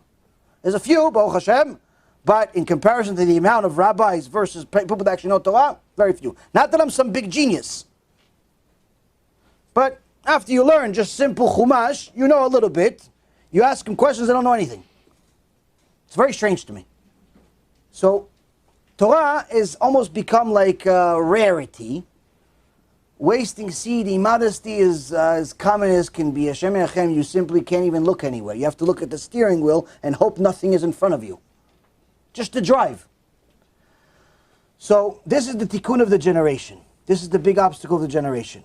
The way to overcome it begins with learning about it as much as possible. Learning as much as possible about all of the laws of modesty, all of the laws of Pgam Brit, all of the different details about these things. Learn as much about it as possible. Apply as much as possible about it. And that includes modesty for men. If you do those couple of things, you're also going to start repelling people that are doing the opposite. Meaning, if you yourself are trying to protect your brit, but your so-called best friend is one of those people that has a new wife every day, it's only a matter of time before he's no longer your best friend or even your friend. Unless he does Chuhwa. Why? Your neshama is going to repel him. Why? You get disgusted by it after a while. When a person watches their eyes and doesn't want to see anything immodest, eventually after enough learning and enough doing, immodesty becomes disgusting to them. They don't see a half-naked woman or a naked woman as something attractive. They see it as something disgusting because they know what the outcome of it is. So eventually what ends up happening is that a person sanctifies themselves, mekadesh et atzmo, to such an extent that the sin starts looking like vomit, starts looking like fecal matter, starts looking disgusting to you. Which means that if you have friends or family or people that you know that are still in that feces, it's going to stink. You're not going to want to be around them.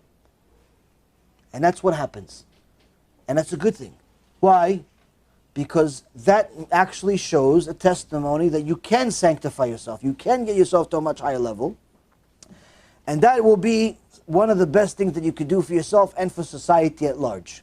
The more people sanctify themselves through Kedusha, through modesty, the better the world becomes in general. But if a person says, no, everybody else is walking around half naked, why should I? Why shouldn't I'm going to look weird if I don't cover myself? Then the reality is that a person will not only lose the potential award that they would get, but they'd have to get punished just like everybody else that's doing it. It's not like just because everybody else is sinning, you're allowed to sin. Like for example, somebody told me, listen, what you say about wigs being, coming from India and it's avodah zarah, you shouldn't say that. I said, why? He goes, yeah, because all the religious women, for the most part, many of them, vast majority of them are wearing wigs. So you're saying what, they're all wearing avodah zarah? I said, well, if they're getting the wigs from India, then yes. He goes, yeah, well, you're calling everybody a sinner.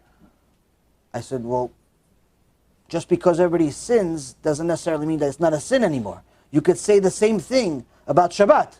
90% of Am Yisrael right now does not keep Shabbat. So does that mean that you're allowed to violate Shabbat now just because so many people sin? No. It doesn't change. The truth doesn't change just because people violate it or don't agree with it. So that's the thing. A person needs to know that they need to do Chuhwa, and that's the best way to influence the people around them. Yes? Now, especially the youth, I know with all this urge growing up and things like that, and beside the fact that, of course, there's a lot of Yetzirah, but especially with wasting seed, what best would you suggest, what advice would you give to everybody? The biggest thing is to begin by watching your eyes. Watch your eyes on where you go on the internet. Watch your eyes where you go in general. If you know that there's a certain place, people invite you to a party, and you know there's going to be a lot of immodesty there, don't go. Don't think that you're going to be able to watch your eyes in this party. So the Gemara in Bava Metzia says that there's a guy that has to go from one place to another, and he has two options. He's in a hurry. If he takes option A, it's the shortest route. It's the shortest route, but it's full of immodesty. The second one is much, much longer, but it's clear. It's much, much longer, he's clear. Nothing, there's nobody there. But it's going to take him 50% more time. So he decides to go on the shorter route and close his eyes the whole time. So he doesn't see anything. And that's what he does. He goes, he closes his eyes, like this, eventually gets to his destination. So the Gemara says, so what's his din in Shamayim? Tzaddik, no? Righteous, he closed his eyes, he didn't see anything. Gemara says, Rashahu is wicked.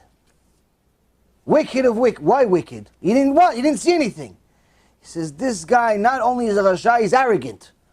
What made him think that he can go into an immodest place and overcome his Yetzirah? Even though he overcame his Yetzirah now, what makes him think that he's going to overcome it next time?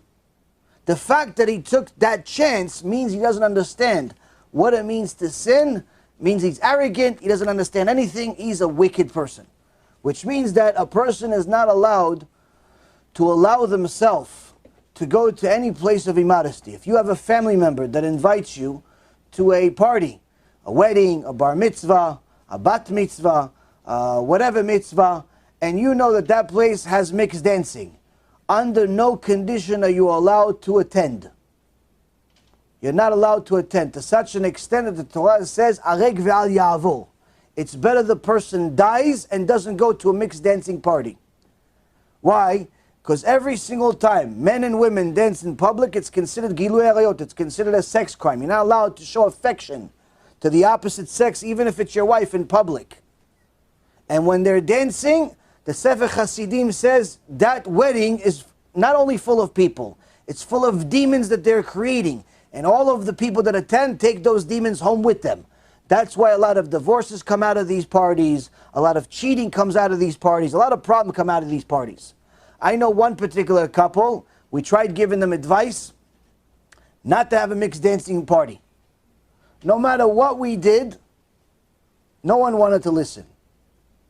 Yelling, screaming, crying, sending letters, sending books, making videos, anything and everything you can imagine, we did.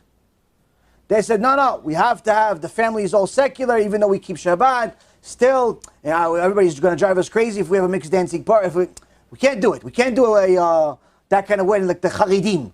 We're not Haridi. I said, it doesn't matter if you're Haridi. You're Jewish, you're not allowed to have a mixed dancing party. They didn't want to listen. They had the party the night of their wedding. The night of their wedding, they almost got divorced, and the families haven't spoken in 6-7 years. Why? What happened at that party? Another one also gave them advice. Don't have this mixed dancing parties. Yeah, but it's only a bat mitzvah. She's only 12. What's the big deal? I said 12 years old, according to the Torah, is a full-grown woman. She dances with a guy, that's gilui arayot. No, okay, proofs, this, that. Nothing worked. They had the party. Literally within months, the family almost went bankrupt. One of them almost died. One of the kids went to the hospital. The amount of tzarot they had since that party, honestly, I think maybe Genom is saying, no, leave some for us. Leave some for us. Why are you taking everything? People don't understand the type of crime it is to have such a wedding. Those DJs that DJ at those parties, there's no end to their Genom for being a partner. Those cameramen that take pictures of all the immodest women, Hashem Yirachem, what's going to happen to them?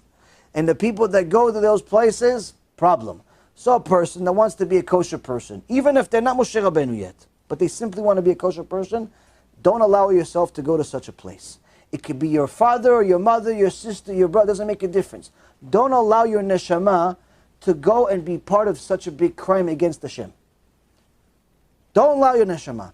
Don't allow your neshama to go to a party where you know there's going to be immodesty there. Don't allow your neshama to go to a place where you know there's immodesty. You know that there's a certain store that everybody that walks there, everybody that goes there is Hashem Yachem. For example, the malls here in Florida. Baruch Hashem, I've only been at once and I never went again. 5 years ago, we wanted to get something for a phone. The only store that was in the mall. We went, literally, 37 seconds and ran out. I've never been to the mall again since then. I barely live in the house anyway. Why? I said, the mall, the beach, same thing. Here in Florida, same thing. So if you want to watch your eyes, you cannot go to a mall. You cannot go to a lot of places. Now you can say, wait, so what am I going to do, stay home all day? No, you go to the kollel. Kollel, home, work. Limit yourself. Why? You have to watch your eyes. It's difficult, I understand. What do you think, being a tzaddik that has Gan Eden is supposed to be easy? If it was easy, everybody would be in Gan Eden. So you have to watch your eyes. You have to, like I said before, watch your behavior, be a modest man as well as a woman. You have to choose your friends carefully.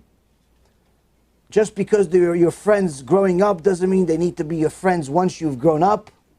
Interests change, lives change, mindsets change. If your minds are alike and you continue to think alike and you continue to be on the same road, your friendship can continue to grow.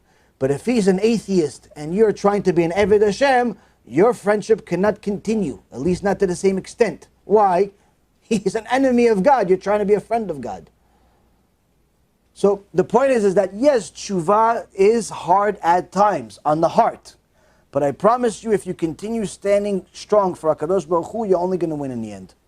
You're only going to win. Next question. In the back, you have one? No? Pass it back over here.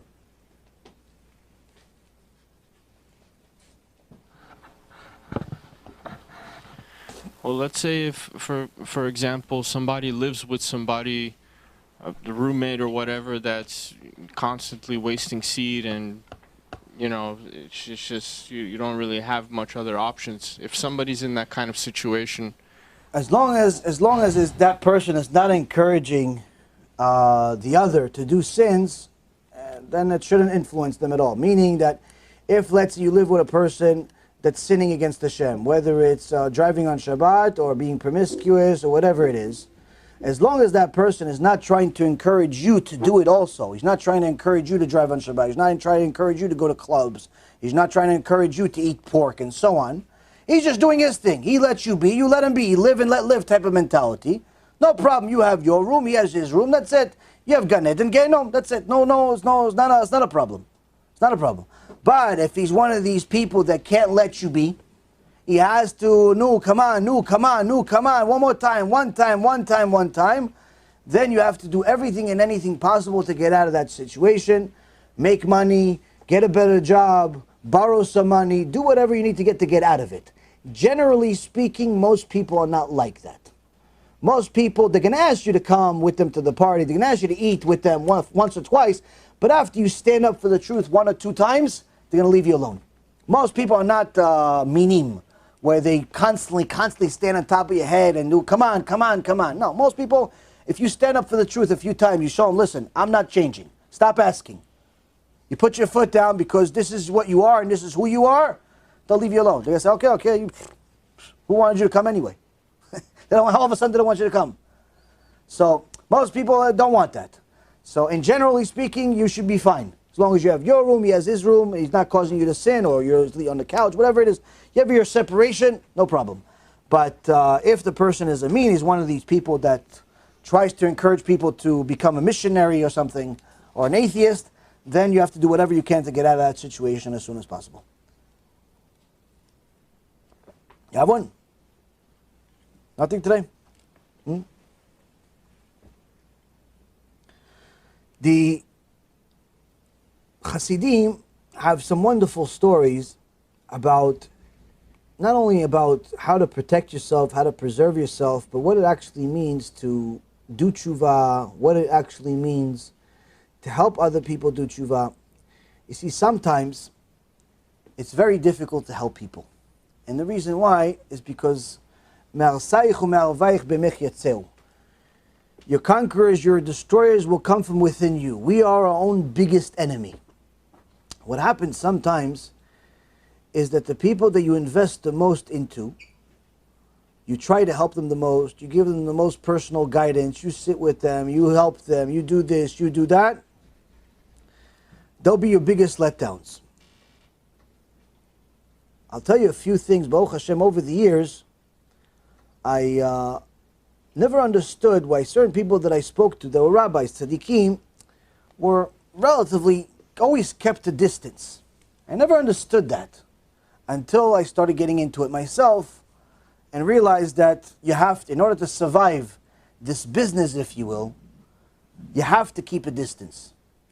And the reason why is because people, thank you, Sadiq, people generally will let you down.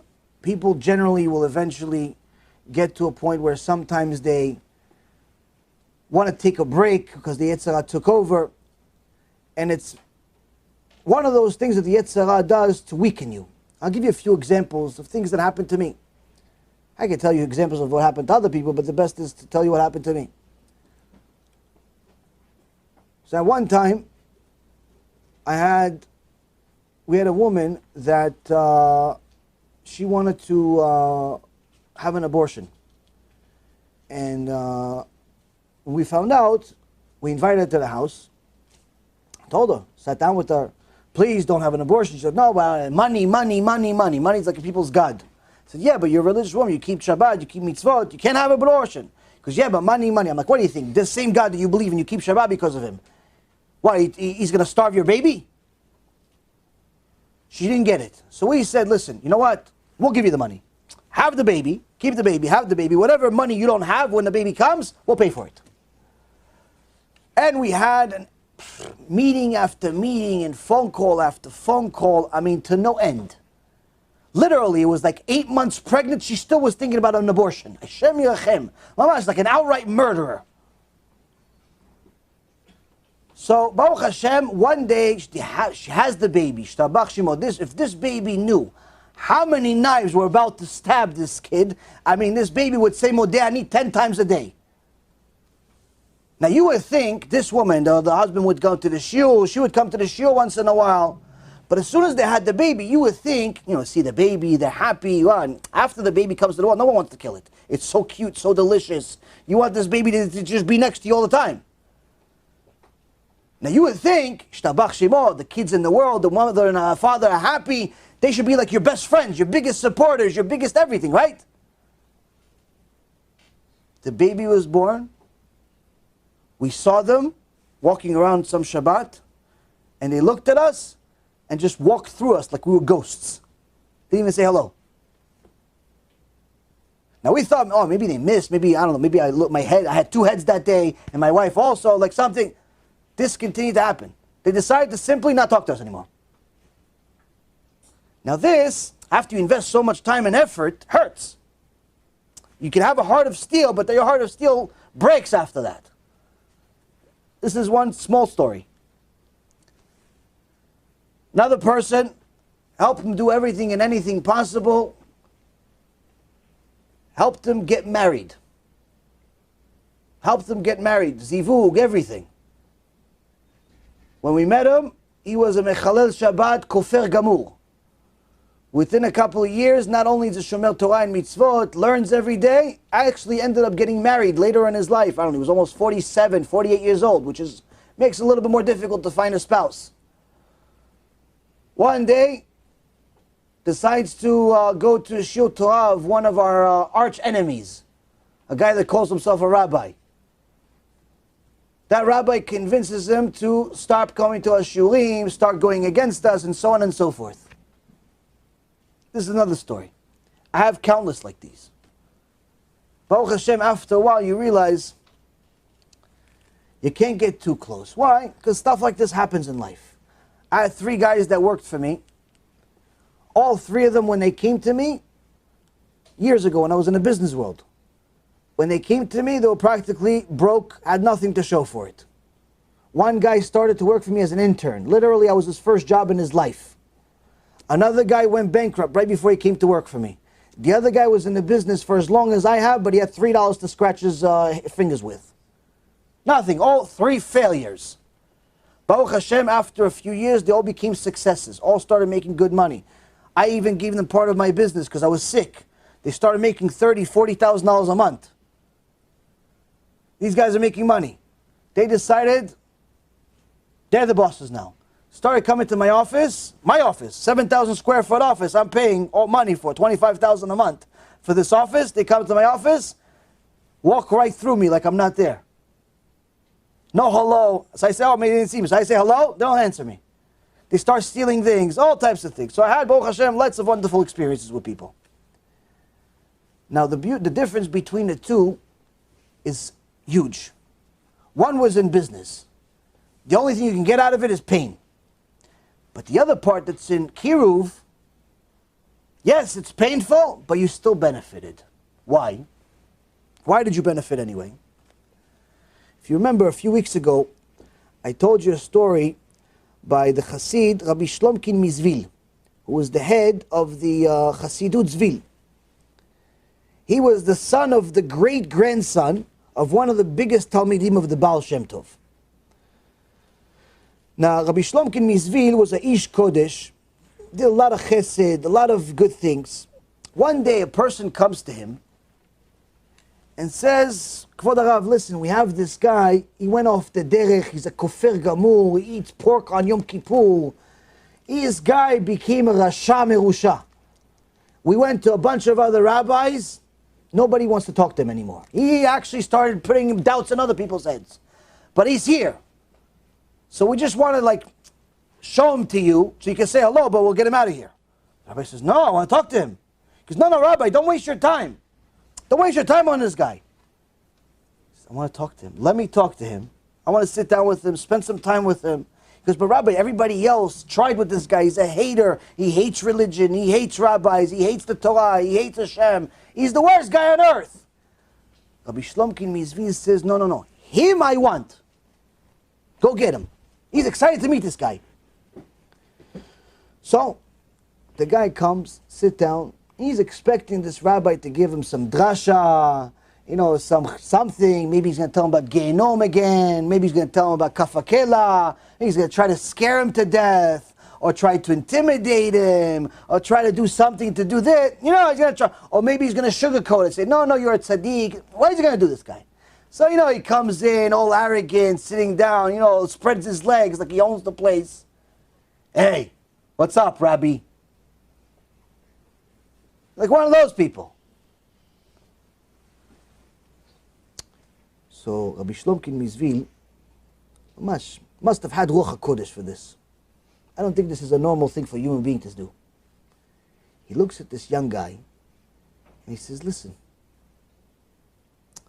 I'm only going to ask you to do one thing.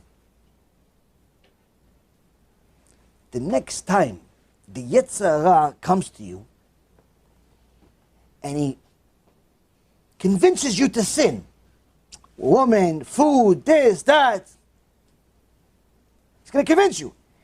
Even if you lose and you make the sin, don't forget that HaKadosh Baruch Hu gets more pleasure out of the fact that you still fought him than he gets from somebody that's a chassid and does the mitzvot easily. Don't forget that. That's it. The guy gets up, confused more than he was before. He was expecting a lecture about Gan Eden, Gehenom, something. All the guy told him is, by the way, if the Yetzer Hara beats you, don't forget, even if the fact that you fought him, that still gives Hashem nachat. That's good. So he said, okay, so all I got to do is just fight the Yetzer Hara. Even if I lose, it's still okay. So he made it a habit, I'm going to start fighting the Yetzer Hara. Because at least I'm going to say, but I'm going to fight the Yetzer Hara. But after a while, guess what? He wanted to win. That's our natural inclination. We want to be winners. We don't want to be losers. He's like, yeah, Yetzirah's been winning for 6 months straight already. Let me win once. I'm not going to the party. How about that? He wants to go. Yetzirah wants to go. But he says, I want to beat the Yetzirah. And this person did full tshuva. This person did full tshuva.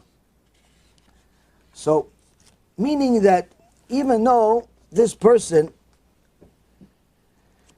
did something that was small, tiny, it was enough to keep him in. Which means that if you helped somebody do a little bit of tshuva, had a hir'ur tshuva, he came to a shiur, he came to 10 shiurim, he came to 100 shiurim, and then he stopped coming. He started going to somewhere else. They teach you kfirah. Don't be sad. Don't be upset at all. Why? You gave him enough information, enough tools for him to fight the Yetzirah. That is enough of a weapon to help him or her do tshuva one day. That's enough to get you 310 worlds in the next world. Because you gave him that. Now, of course, you'd like this person to be next to you and be a tzaddik and be a tziddikah and ideally build a huge chassidut, be you have 5,000 people walking after you just when you go to the bath. Yeah, ideally you'd like to have that. But life doesn't work that way all the time. Remember what the goal is. The goal is to do your best. The results are Kadosh Baruch Hu's business. You do your best. You tell people the truth. You share the truth. You do tshuva. You do the mitzvah the best you possibly can. Results, that's a Kadosh Baruch Hu's business. That's not your world. And that's the only way to survive in the spiritual world with all these people that have their own Yetzirah, their own inclinations. So much so that somebody came to Rav Steinerman, alav shalom, just a few years ago. And this guy told the rabbi, it's like, for the rabbi, I have a big issue. He said, yeah. I've been going out with a married woman for 2 years. So I'm not going to stop. I like her. And I'm actually having a good time. It's chutzpan. Says to the rabbi, Gdol Ador, listen, I'm going out with a married woman, Jewish woman. He's Jewish, she's Jewish. And I'm having a good time with the fact that she's married. I like it. So I'm not going to stop. But, it bothers my conscience once in a while. So is there any, leniency you could teach me or something to, calm my conscience? The Ozer, the helper of Rav Steinerman, wanted to take one of the things from the table and hit this chutzpan. How do you have the nerve to say such a thing? Not enough that you're sinning, you're share about it. But Rav Steinerman says to him, wow, I'm jealous of you. The rabbi also has a girl. He goes, no, chas v'shalom. No, but I'm jealous of you. The guy says, why? He says, because I know that if I was at your despicable, lowly level of spirituality, I wouldn't have the courage that you have to go to a rabbi and tell him, listen, my conscience bothers me. Can you give me something? I admire your courage. The guy gets up, starts hysterical crying, and runs out like a little baby. The Ozer that told the stories didn't know what just happened here. Why is he crying? Why this? The guy doesn't want to talk. Nothing. Within 6 months, he left the girl, did complete tshuva. Why? For the first time in his life, he realized how despicable and how lowly his neshama was. Until then, he never realized how lowly it is.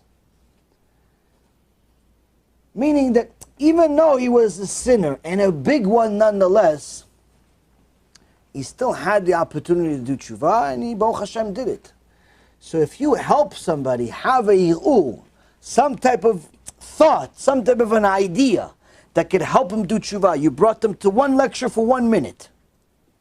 And during that minute, they heard the truth. You send them 15 videos, but they only watched one of them. You had a shiur in their house, but they fell asleep 20 minutes into it. You gave them a kiruv package, all they did is look at the book, read the first 5 or 6 pages, and that's it. You did your job. You did your job. So much so that the Chafetz Chaim, when he first started, no one knew who the Chafetz Chaim is like today. In those days, he would be made fun of. He would go with his books from town to town about the laws of Lashon Hara. And one time, he went to a store, and the guy says, takes the book, goes, for sale? Yeah. So he opens his book. No, it's not for us. No comic, no pictures in here. Throws down like it's no comics. No, it's Sifrei Kodesh, it's good. He goes, oh, it's good, so you keep it. It's so good, so you keep it. He went every place he would go, no one wanted to buy the book. Misken. He would actually sacrifice his body and soul just to go from town to town to try to sell these books, to spread the word. But one time, this guy that was on the horse and carriage was talking to another guy, and Chafetz Chaim told him, listen, please, what you're saying is Lashon Hara, Asu, it's not allowed. He says, no. He goes, no, it's not allowed. Okay, we'll stop. 5 minutes later, they start talking again. He goes, no, please, stop it. Please stop. It's Lashon Hara, what you're saying. You can't talk about people. Okay. The third time, he said, please, stop over here. He goes, what do you mean stop here? We're in the middle of the woods. Stop over here. He stops, he takes the stuff, he gets off. He goes, you realize you're going to die here, right? It's in the middle of the woods. There's animals are going to kill you. He goes, I'd rather the animals kill me than Kadosh Baruch Hu sending me to Gehinom as a result of listening to the Lashon Hara. Meaning, the more he knew about the truth, the more he realized how dangerous it is to violate it. So they asked him, Kvod Harav, why do you do all of this? Like, for what? I mean, these books, no one's buying them. Even one guy finally bought the book. One guy finally bought the book. And he says, the guy just read the first page. Like the intro. Not even the first chapter. After the first page, he goes, ooh, this is such a heavy book. Where are we and where is this Lashon Hara? This is too much for us. He put the book down, and the book started collecting dust. The Chafetz Chaim says it was worth it to travel all over the continent and sacrifice my life, and sacrifice my neshama, and sacrifice my money, and sacrifice my time, just for that one guy to have the ability. He read that one page, and now he's going to have a spark of possible tshuva in his mind. No matter what he does, it's there. It was worth it to do all of that. So that is, Rabotai, the main job here. The main job is to give you that spark. It's not an easy job. It's not necessarily always enjoyable, because at times people will let you down. But you have a mission. You have to be a soldier. Every Jew has to be a soldier. The goal is to do your best. What ends up happening as a result, the outcome, that's a Kadosh Baruch Hu's business. Keep your mind on the goal, and a Kadosh Baruch Hu will do the rest. Next week, we do not have a shiur here on Sunday, because I'm going to be in New York, but Bezrat Hashem, we're going to be back in Aventura on Tuesday, and then back here on Wednesday as well. But you can watch the shiurim online. The shiurim on Sunday and Monday are going to be very, very big shiurim, Bezrat Hashem. Lots of people, lots of new information, lots of chidushim, Bezrat Hashem. It's going to be very interesting. Make sure to watch them online. We're going to do our best to have them live on Facebook. Maybe even YouTube possibly, but either way they're going to be put online as soon as we possibly can. But please continue to do tshuva, continue to get closer to HaKadosh Baruch Hu, continue taking these shiurim to your heart, apply them to the best of your knowledge, and try to influence as many people as you possibly can, not necessarily by talking to them, but simply by pressing share. It's better you don't talk to people. It's better that for now you acquire as much information as possible for yourself and share the knowledge by simply sharing the shiur.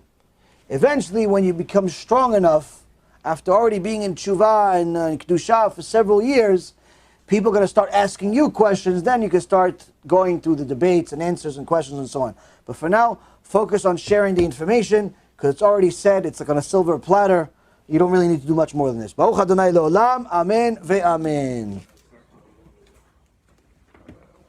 Hey, nice to see you. I have a question. So, it's like a question that... Can you put this in the... It's a question that applies directly to like now, because while I was listening to the Ashir, I knew I had to pick up my sister Okay. at the airport to be there by 11:30. Okay.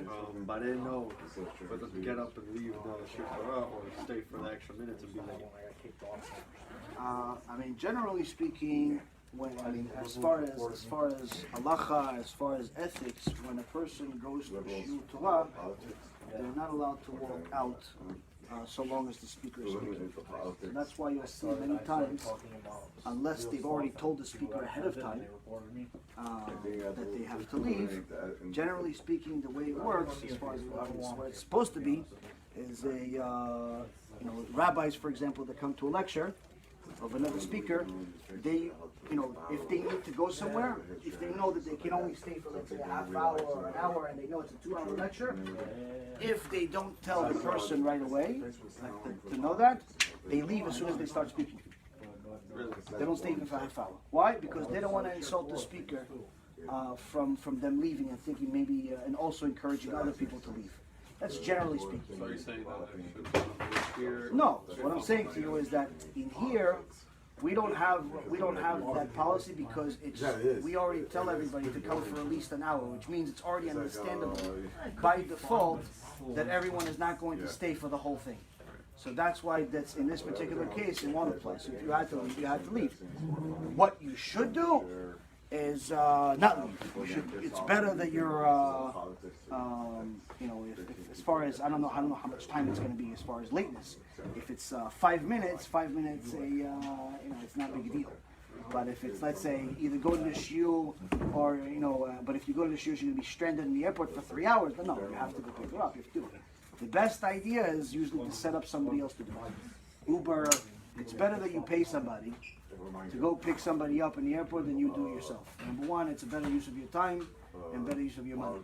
I always tell people not to pick me up at the airports because I tell them you could definitely use your time better than just picking me up. I'll just pay for an Uber, and that's it.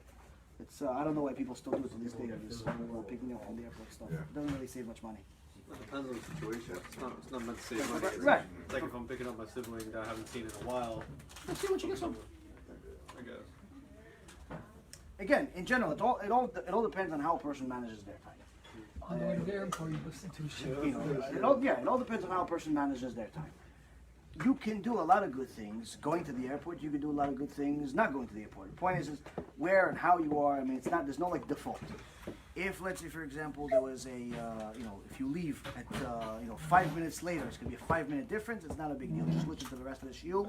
It's better than. But if it's going to be an hour or 2 hours, then no. Then you have to leave. You can't just leave her stranded because she's expecting you. Right. So it depends. But if you ask me what I would do, I don't pick up people in the airport, and I ask them not to pick me up either. Sometimes they do anyway because they insist, but I generally don't tell people to pick me up because I think that they can use their time better. No, it's actually funny that tonight it actually happened that it only ended up being 5 minutes over. Oh, there you go. So wait, so you already went and came back? No, I'm going to go right now. Oh, so good. But like, I'm supposed to be there at 11:30. It's like 11:10. Oh, you'll be fine. Take care. What's doing? Doing well. Good? Learning? Yes, every morning. Well, Hashem. Take care. But Rabbi, is both fascism and communism against the Torah? Is it both equally against the Torah, or I mean, there's a little bit of difference. All political systems are against the Torah. We don't believe in a fascism or anything. We believe in it's supposed to be a king. Yeah. So it's monarchy. But isn't that like kind of like a dictatorship, but like in a Yes. good way?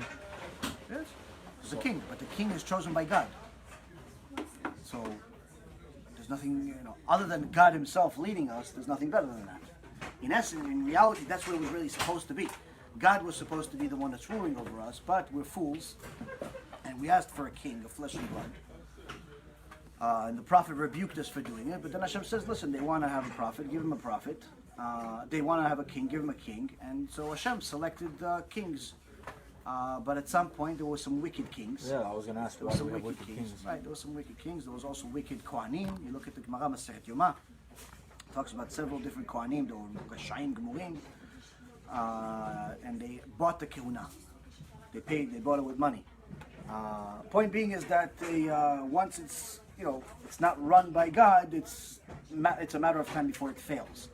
These political systems, whether it be democracy or other type of hypocrisy or anything else, is it's not in accordance with the Torah. Once the Mashiach comes, none of that stuff will exist. Yeah, but isn't fascism like anti-democracy, and isn't that kind of like what we believe? Like, no, we don't believe in a democracy. I can just explain that to you. No, I'm just saying we don't believe in a democracy, but these dictatorships that exist in the world are the opposite. Ze nevela, ze trefa. You know what ze nevela, ze trefa? No. This is not kosher because it died in the street. If let's say a cow gets run over, okay, and it dies, you're not allowed to eat it.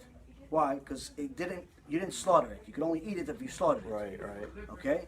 And then the other one is, let's say, died out of natural causes. Just died, nobody ate it, but it just died from, I don't know, sickness or something like that. Or it died from old age. Also not allowed to eat it. Or better yet, you actually slaughtered it, but the slaughter itself was not kosher. Okay? Also not allowed to eat it. What if there's a baby calf in here? Then you're allowed to eat the baby. But the point is that so none of these are kosher, meaning that Zen Nevela, Zetrefa is different types of non-kosher. They're all non-kosher. Democracy, fascism, socialism, communism, all of these things, they're not in accordance with the Torah. We comply to the best of our abilities with whatever political system we're under where we live, but so long as it does not violate the Torah. You understand what I'm saying? As long as it doesn't violate the Torah. But as far as the Torah takes precedent over Malchut, over government. That's the way it's supposed to be, put it that way.